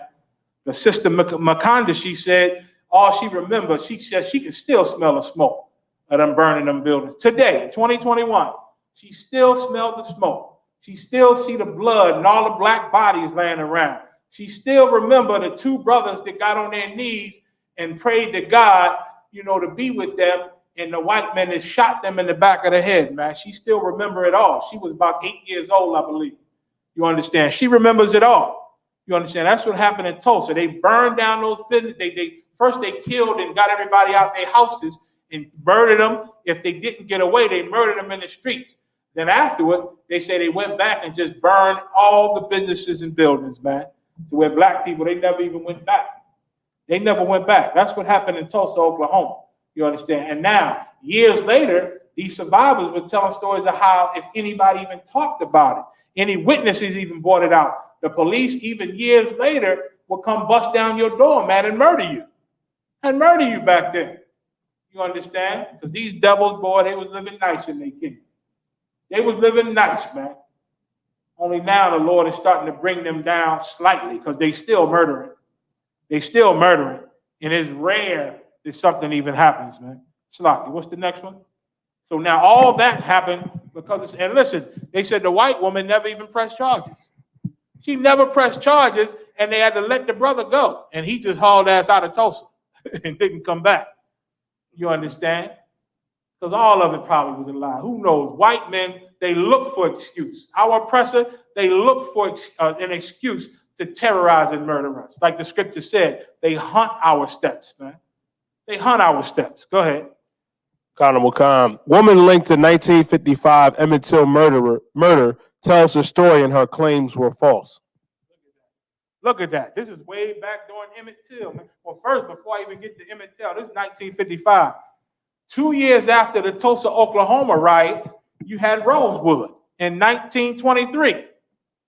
Rosewood, where another white woman who was sleeping with some other white man, cheating on her white husband, committing adultery. And the white boyfriend must have beat her behind and left bruises. Mad at her, I guess, that she won't leave her man or something. And so now to explain it to her husband, she said a black guy raped her. A black guy raped her. A liar, another lying Edomite woman, knowing that her white man, her white counterpart, just looking for any reason to murder black and brown people. So when she told that lie, it was an all-out hunt. They made a movie about it. She said a guy named Jesse Hunter. You understand? So they went looking for this guy, went down to Rosewood in mobs, looking for this guy, and couldn't find him. Why? Because he didn't exist. And when they didn't find him, they just started to murder everybody, man. Started to kill everybody. We had to run into the woods to try to get away, man. Try to get away. They say finally a train came. A conductor heard about us getting murdered, and a train went through and rescued some of them, man. It wasn't a lot of them. It was about a couple of hundred, 100 and something of them in Rosewood, man. But they were getting murdered and slaughtered because of a lie of a white woman. Now read Emmett Till, 1955. Honorable Khan. Woman linked to 1955 Emmett Till murder tells the story and her claims were false. So what? She lied. She lied. All the things she's saying that happened to Emmett Till did to her and sexually violated her or did this and that to her and caused her white man to go murder this brother, to go murder this young boy, what, 15, 14? To go murder him. Now she old as hell, probably gonna die soon. I think she wrote a book. Now she's saying that she lied. Go ahead.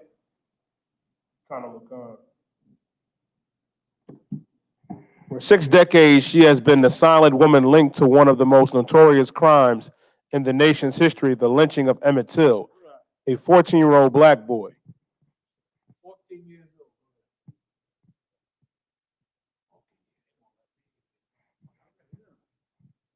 God, so to make a long story short, she now is admitting that she lied about what happened what Emmett Till did. Supposedly, he whistled her, he whistled at her and said sexual things to her. And she lied and told white men who found this boy. They say they lynched him, beat him, then threw his body in the goddamn water, man. Body swelled up. When they found him, his mother had the funeral and let the body be seen, man. So she wanted everybody to see how heinous and awful and brutal and terrible our oppressor is, man.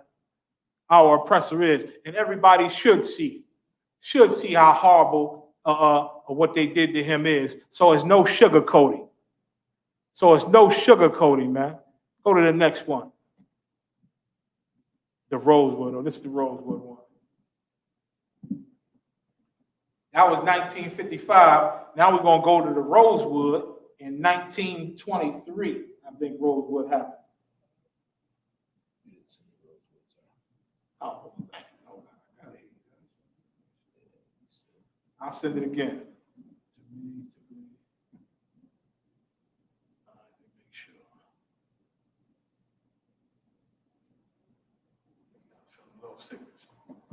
All right, sending it now.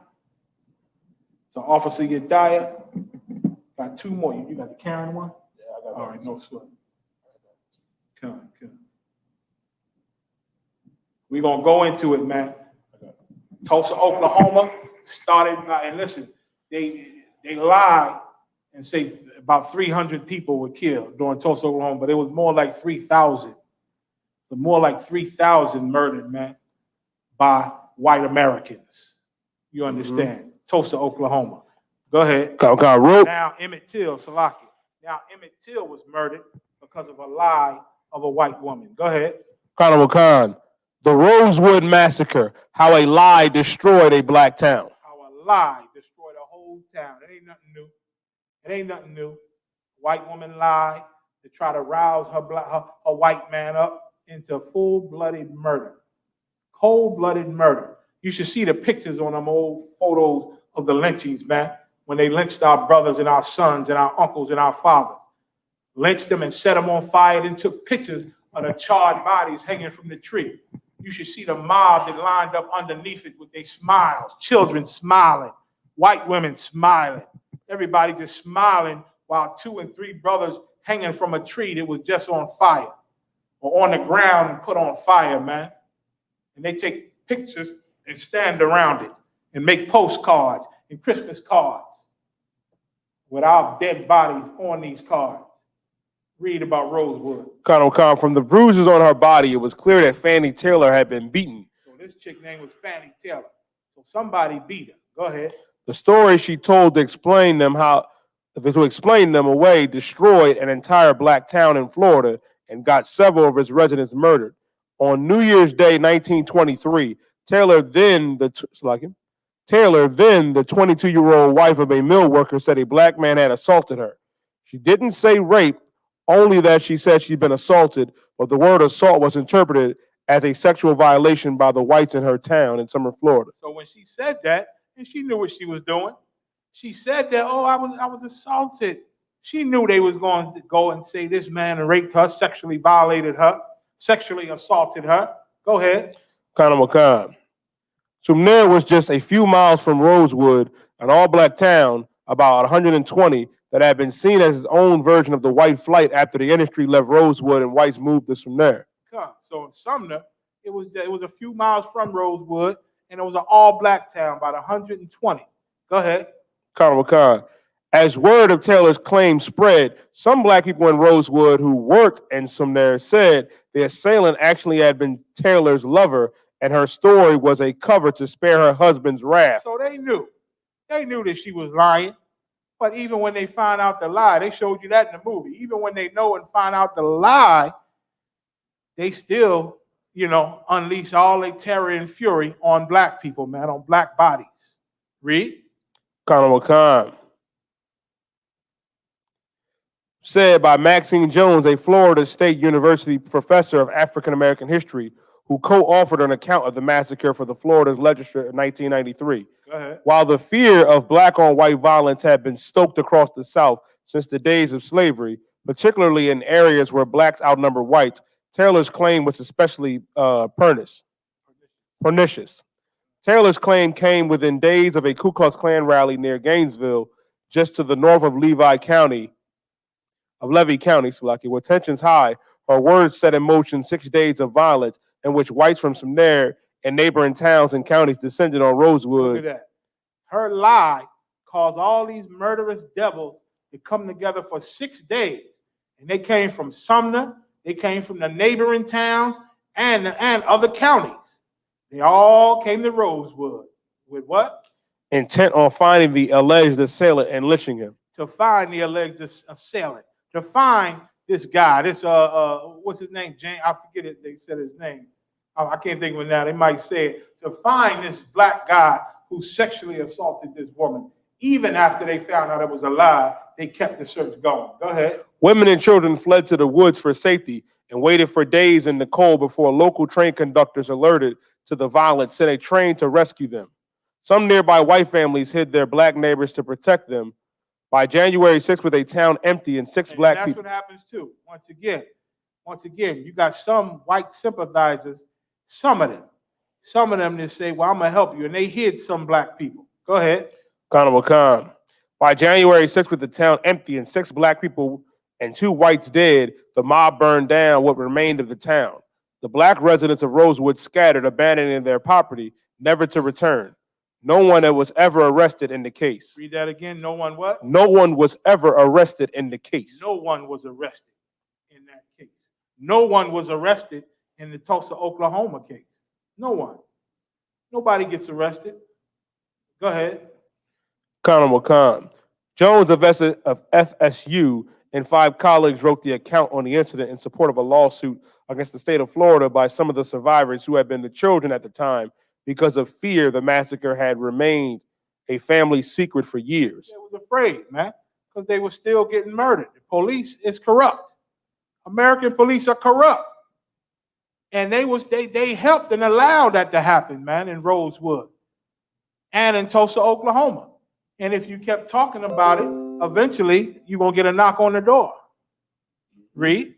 Not knowing who could you trust and believing people with white skin could get back at you. But one Rosewood descendant, Arnett Doctor, finally decided to speak out and seek redress. That's it. Go to the next one. Go to the next one. So that's what happened in Rosewood, man. The same type of thing that happened in Tulsa, Oklahoma. White women lying, white people lying, and white men finding the smallest excuse to murder black and brown people, man. To murder and terrorize black and brown people. That's 1921, 1923, 1955. Now we're in 2021, right? 2021, you think a lot of change, right? You done voted in Barack Obama, thought he was your savior, that African. You done voted in Joe Biden, because now he's the new white hope, right? To save black people with Kamala Harris. You done voted him in. Read it when you get it. Come on, Karen. Yeah. Can you play it? Yeah, come on. Okay, come on. Slack it. We're going to pull up this video, man. We're going to pull up this video where this is, listen, and this happened last year, right? 2020? This happened in 2020. You think we come a long way from 1921, right? White women lying on us, right? Please don't come close to me. Let's see. Let's go to the beginning. No sweat. We're going to go to the beginning, man, and see what happened. You understand? Because, listen, we're supposed to be hands across America for a while, right? It's supposed to be a better day. You had your first so-called black president. We told you he is not an Israelite. He's not one of us. And because you voted him in, you pissed off these white folk. You pissed off the oppressor. And Donald Trump was the direct answer to Barack Obama. They couldn't let that go. They couldn't let that live. You black and brown, you Negroes think you're going to challenge us and put a brown face up in our country? Our Anglo-Saxon country? Guess what? Please don't come close to me. Get old Donald up on you. Please don't come close to me. Please don't come close to me. To run this country, man. Please call the cops. And to be racist against you. Please call the cops. And to be racist against you. Whenever, go ahead. Please tell them whatever you. Check this out. Y'all remember this? Another white woman. White woman lied on Emmett Till. White woman lied in Tulsa, Oklahoma. White woman lied in Rosewood and gave white men, white American men, the excuse to murder like they love to do. Here we go. Would you please stop? Sir, I'm asking you to stop. Please don't come close to me. Sir, I'm asking you to stop recording me. Please don't come close to me. Please take your phone off. Please don't come close to And me. I'm taking a picture and calling the cops. Please call the cops. Please call the cops. I'm going to tell them there's an African-American man threatening my life. Please tell them whatever you like. Excuse me?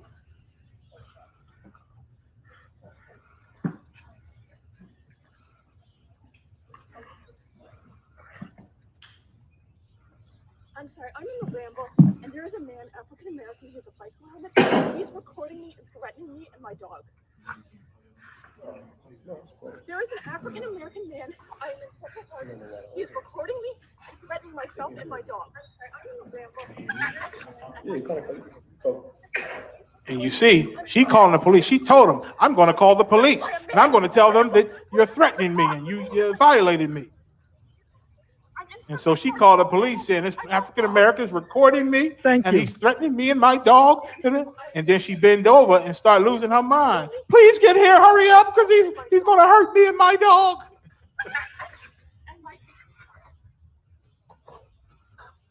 I'm sorry, I can't hear you either. I'm being threatened by a man in the ramble. Please send the cops immediately.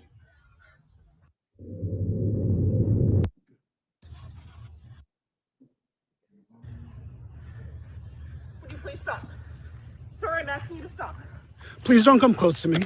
Sir, I'm asking you to stop recording me. Please don't come close to me. Please take your phone off. Please don't come close to And me. I'm taking a picture and calling the cops. Please call the cops.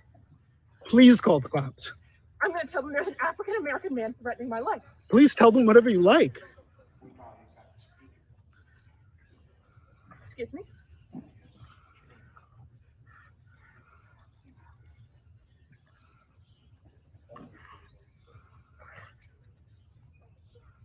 I'm sorry, I'm in a ramble, and there is a man, African-American, who has a bicycle helmet. No sweat. He's No sweat. recording me. Everybody can hear the video, right? Put me up a 1 if you could hear the video. There is an African-American man, I am in Central Park. He is recording me and threatening myself and my dog. And my... I'm sorry, I can't hear you either. I'm being threatened by a man in the ramble. Please send the cops immediately. I'm in Central Park in the ramble. I don't know. Thank you. And I'm in Central Park. He is recording me and threatening myself and my dog. And my... I'm sorry, I can't hear you either. I'm being threatened by a man in the ramble. Please send the cops immediately.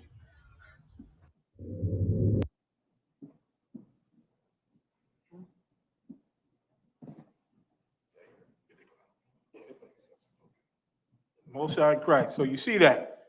So you see in 2020, the white woman still lying on us to get us murdered. Her intention was to get that brother murdered. He was going to pay for even saying anything to her. Right. He's just a slave in her mind. And what in the hell is he even talking to her any kind of way for?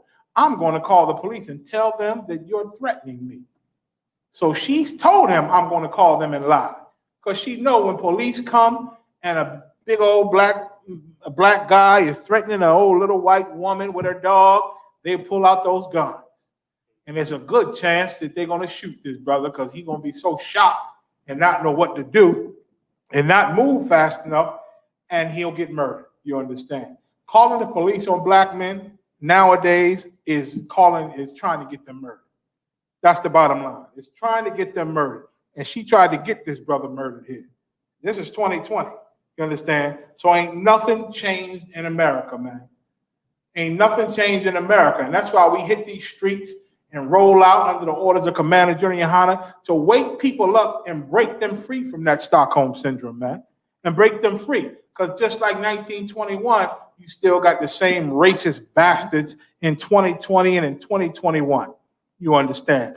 Tulsa, Oklahoma mass murder was committed by terrorist animals and thugs, criminals and murderers. They murdered us in Tulsa. They murdered us in Rosewood.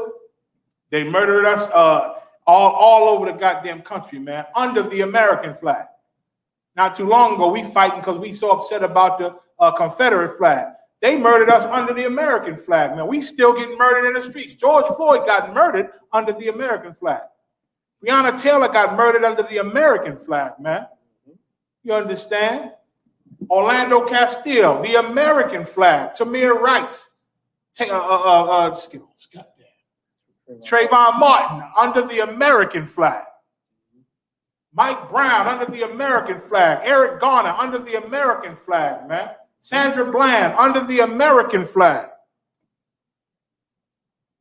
Ain't no different from the Confederate flag. You understand? These people got to pay, man. In America, they've been covering up their crimes against humanity and murder for centuries. They've been covering it up. But the Lord is at war with them now. He's bringing them down. He's bringing them down and shaming them, like he said at the beginning. He letting their shame be exposed. You understand? Because it's time now. We in the last days, man. This thing is almost over.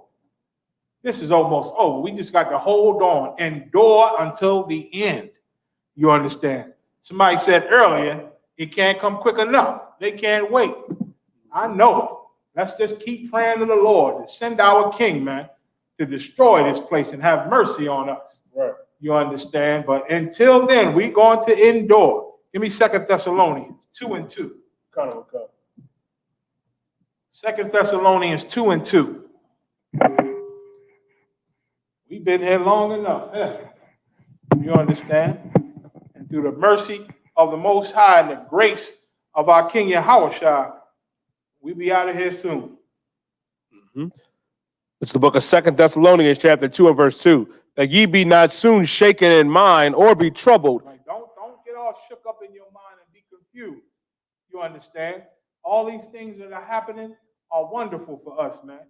You understand? Mm-hmm. I know they murdering us. I know it won't stop. But you see, the Lord is also bringing a backlash on them. They ain't as powerful as they used to be. Right. Once upon a time, they murder us and get away with it. Nothing happened, man. That devil Derek Chauvin, he wasn't supposed to be found guilty once upon a time. You understand? He wasn't supposed to be found guilty. I mean, they're doing everything they can to keep us and keep us oppressed and keep us terrorized. That's why they passing the laws where you can't teach about critical race theory in schools. That's why they passing laws where you can't even give our people a water when they're in long lines trying to vote for them, trying to vote for oppressors. You understand? They're creating laws to attack us. You understand? To further oppress us. You understand? So don't be shaken in your mind. Go ahead. Or be troubled, neither by spirit. Go ahead. Nor by word. Go ahead. Neither by, you get the message. You hear what we saying? Just like the people heard what Paul was saying back then. You hear what the ISUPK saying? Don't be afraid. All this is for your benefit. War has to happen, man. Bloodshed has to happen. We went in last week. How the scriptures say, who is this coming from Bozrah with dyed garments? Garments red in thine apparel, man, because Christ coming for bloodshed, man. So much that he going to be drenched in blood. That has to happen. Scriptures say there's no remission of sins without bloodshed, man. America has to be destroyed. It has to be. What you think? They're going to live good with you, live and be friends with Christ? You think Yahushua going to come down and be buddies with Donald Trump? You think he's going to be buddies with Joe Biden? No. I don't know what movie you've been watching. Christ on his head is many crowns, meaning he's smashing whoever's wearing the crown in America. He's going to smash whoever's wearing the crown in Russia. He's going to smash who's ever wearing the crown in China, Japan, the UK, Canada. Whoever has some authority on this earth when he returns, Christ is smashing all of them. All of them, and he's taking all crowns. And every knee is going to bow. You understand? Read. As the day of Christ And that is the day of Christ, when he comes back and smashes every country, every government with authority, man. And he's taking over. And 144,000 black and brown people under him. We are the new government that's coming, man, to this earth. Read. And don't be fooled. Read. What day is that? The day where our king comes and take his crown. Where he comes and puts America down, man, like a sick dog. When he comes and destroys our oppressor and puts us on top again. Where we going to be the new bosses. Where we going to be the new captors. We going to be the new government, man. Read. And that day can't happen except there come a falling away first. Who has to fall away? Go ahead. And that the man of sin be revealed. That's the falling away. Like the white man has to fall away. Our oppressor, he has to fall away, meaning everybody has to see him for the evil, murderous bastard that he is. He don't like for you to look at him like the evil, murderous bastard that he is. That's why he don't like critical race theory. You can't be talking about that. That's why Chris Cuomo told Don Lemon, you can't use the word racist when you're asking them to change things, because they'll just shut down and not do it. Because he knows and he feels it that his people don't like to be looked at like the bad guy. When you are the goddamn bad guy. It's like I can't call the Roman Catholic priests child molesters. I can't call them child molesters. What I got to say? Those guys that have some sort of infatuation with the children. I got to pick nice words to describe who they are. No, call it like it is. Catholic priests are pedophiles. And you can't blame the pedophile. I mean, you can't blame the children. You understand? You can't blame them. You understand? But you want to blame the people for this man's evil. You understand? You can't say you're wrong for saying Black Lives Matter. You got to say all lives matter. You can't just make a cause for black and brown people. You got to include all people. We're inclusive. We're inclusive. It's a goddamn lie. You're not inclusive, man. You're a bunch of murderous bastards, man. And the Lord going to make you pay. That day shall not come except there be a falling away first, and the man of sin be revealed, man. And we've been revealing that man of sin. And now the Most High stepping in, he really revealing him, man. He really revealing him. What the hell is the Tulsa, Oklahoma murders? They keep calling it riots. Like it's just a big protest or something. No, those were murders. The terroristic attacks. The Tulsa, Oklahoma terroristic attacks. The Tulsa, Oklahoma murders. That ain't supposed to be on CNN. That's on CNN, a national TV media outlet, man, for all the world to see. The Lord is shaming our oppressor. He's bringing his shame out. And it's beautiful in mine eyes. It's beautiful. You understand? The man of sin has to be revealed. Go ahead. The son of perdition, meaning he's the child of sin. He's the child of Satan himself. He's the child of sin. That's what perdition is. Read Revelation 18:5. Revelation 18:5. Our oppressor is the man of sin. He's the son of sin, the son of perdition, the son of evil. Like we read earlier about Stockholm syndrome. To break it, you have to really see that this is a dark, dark world and that true evil exists. True evil exists. And when you look at our oppressor, aka the white man, aka Caucasians, aka Edomites, you have to see the truth that these people are true and diabolical evil. Every evil movie you've seen, every evil plot you've read about, every evil thing, every evil situation, they are the embodiment of it, man. These people that oppress us are true biblical evil, man. Biblical evil. And all that truth has got to come out before the world, man. And then our king coming back. And then our king coming back. Read. Revelation chapter 18 and verse 5. For her sins have reached unto heaven. For her sins. Who sins? America sins, man. America sins. Have reached what? Unto heaven. Meaning the Lord is getting full out. He's been getting full reports on the evil that goes on in America, man. And in these last days, our oppressor is just more evil than ever before. He's more evil than ever before. And now the angels then brought the report, Lord. These people are getting more diabolical and more diabolical. Is it time, Lord? He brings the report in heaven before the Most High. Go ahead. And God hath remembered her iniquity. And what does that mean? Does it mean the Lord forget how evil they are? No. The Most High never forgot how evil our oppressors are. It's just that now the Lord is pulling up the list and the record of these people, man. And who got to pay for what? Who of them got to pay for what and how they got to pay, man. And the Lord is getting that army ready. You read about it in Revelation 19:11. Christ and them armies of angels, man, just in heaven just waiting for their orders. They waiting for their orders from the Most High to come down here and serve justice, man. And serve justice and deal with our oppressor with the wrath of God himself, man. That's what they waiting for. It said her sins have reached unto heaven, and now the Most High done pulled up the record, man. He done remembered her iniquities, man. Go ahead.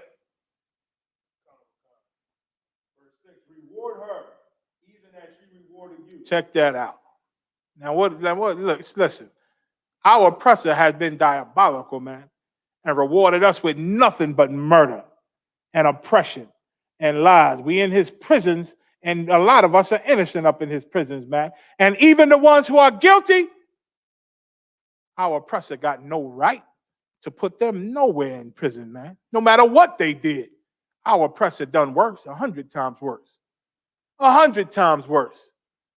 It's just now coming out, once again, the Lord bringing their shame out and their evil out, that America has like a 60,000 man army that he's had for decades, man.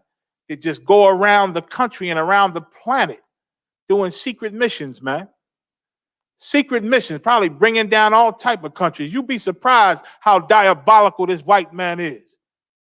You think the Arabs over there fighting America for nothing? They probably over there terrorizing them and murdering them left and right, man. Every war in these other countries, America probably started it. America probably started it. They trying to blame China for the goddamn coronavirus. I bet the so-called white man, our oppressor, got his hands in that too. Because from what I understand, they give big money to China and help with them researches and secret chemical warfares and biological warfare. So I bet their hands is in that too. When it all come out on what this American government and the members of this American government been doing secretly, you're going to throw up in your own mouth, man. That's how evil and disgusting and murderous and not caring that they are. These people are capable of any evil thing that you can think of. Read 6 again. Reward her as she rewarded you. And the Most High going to reward this oppressor the same way that they've been rewarding the children of God with all their hurt and their murder. Go ahead. And what? And double unto her. Not only is our oppressor going to get the big payback by the hands of our God, the God of Israel, but they going to get double. They're going to get double. Don't worry, Breonna Taylor, she going to get justice. She going to get it double, man. George Floyd going to get double justice, man. Emmett Till, Tamir Rice, they're going to get double justice. The Lord going to reward these people the same way they rewarded us and double. That's going to be a beautiful day. I'm going to drink as much strong I can drink and laugh and cry at the same time, because their downfall means our freedom, black and brown man and woman. Barakatah Yahweh Yahweh Shai. We looking forward to a glorious day, man. I get a Lord a hand. Hell, We're looking forward to a glorious day. All you got to do is hold on and keep this work strong. Stay in it, man. Stay in it, brothers and sisters, man. Stay in it, stay strong, and before you know it, we'll be out of here, man. One day is with the Lord as 1,000 years, so come on. Come on, let the Lord have his time. He long-suffering. Scriptures say the things that we suffering now ain't going to be worthy to compare for the things that the Lord going to have for us soon, man. Pick your worst day in America, your worst year in America. When we get what we getting from our God, man, you're going to look at that and say, oh, that was nothing. I could have did that 10 more times. I could have did that 100 more times compared to what we going to have. So with that, I'm going to say shalom, brothers and sisters, for water, for tuning in to Ask Ye the Prophets, sending them questions, man. We're going to get to the questions next week. I'm going to get back on it, but I had to go into these Tulsa, Oklahoma, these murderous Edomites, man. I had to go into it, man, and how the Most High going to be exposing these devils, man. Everything is about race. Anybody ever tell you you always making it about race? You always bringing up race. That's all it is in this earth, man. Everything has to do with race. Race is touching everything, and it's the cause of everything. Who you are. That's what race is talking about. Who you are. And who you are is defining how we living, and it's defining how they're living. And who you are is going to define how they're about to live and how you're about to live. So shalom, I'll see y'all next week. Hey, I'm just following orders. Let me get one of those slow motion pictures, bro. One of the slow motion pictures. You gotta shoot at 60 frames per second. Come on,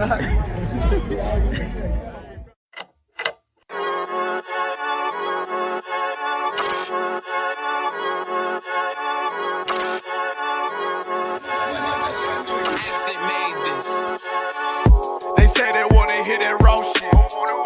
These niggas claiming that they bullshit. These niggas better move and coach shit. As if they make the wrong move and post shit. You see me, they like, ooh, keep on shopping. I'm on my way up and they ain't gon' stop it. They say they wanna hear that raw shit. Coming up, I'm about to bullshit. They see me, they like, ooh, keep on shopping. I'm on my body, real niggas right beside me. Damn right, I brought my army, going up like a rocket, and can't nobody stop me. These niggas garbage, so watch your mouth, boy. Coming all black, slithering house, call me mouth, boy. I'm off the hip like a cowboy. I'm a king, you should bow, boy. Shorty like that, man, you cut up. Nothing I can handle. 144 in the booth, going Rambo.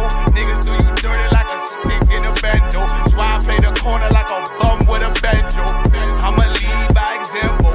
Ooh, keep on sobbing, got this bitch off the hand, got the juice, got the drip, about to hit the bitch with the salt. It ain't rap, it's assault. Can't taste a bitch unless you with the coke. They say they wanna hear that raw shit. These niggas claiming that they bullshit. These niggas better move and coach shit. As if they make the wrong move and coach shit. Hey! One way, one way, one way, one way, one way. Coming up on my I do it how a veteran be. You better than me. I'm Reggie at the edge of the key. It's all money, no honey. Think you settling? See, you locked up, fucked up, and it's back to the streets. It's One West. You can check the residency. I reside with soldiers died on the soles of their feet. Cause it's death before designer. Ain't no coward in me. Cause I'm cold as a bitch's shoulder. You ain't calling a week. Get the cooking on this beat. Hope you like it well done. Got them killers rolling with me and they all red rum, red rum, red rum. Got you fuckers scared some. Get the banging on this beat till my fucking head numb. Black Glock, red drum, black and yellow air ones. Homie, you ain't got a vest. I suggest you wear one. Told these niggas we was going up. They was doing a lot of talking. Now these niggas ain't saying shit. Feeling like a legend in this shit. Lil nigga, I'm past veteran. Never feeling third. Lil nigga, I'm past second. Guns, I gotta have them all like Ash Ketchum. Shotty break a nigga ribs up like his wife left him. We all stepping. Kill you with kindness cause I'm dead nice. That 5'7" put you 6 feet, not talking height. That judge giving out 5, but you doing life. These hands are rude GPS. A mean right. That's mean right. We build different, you know the vibes. And we stamped it authentic, we notarized. I keep a 144 fall because I know a kind. Noah's Ark, you know I'm with animals when we flowing by. We back again, no cap, when I'm with Cap again. Yeah, they say they want smoke until we matching them. Everything righteous, so you know when we get back at them, you get hit up with a K, but no acronym. They say they wanna hear that raw shit.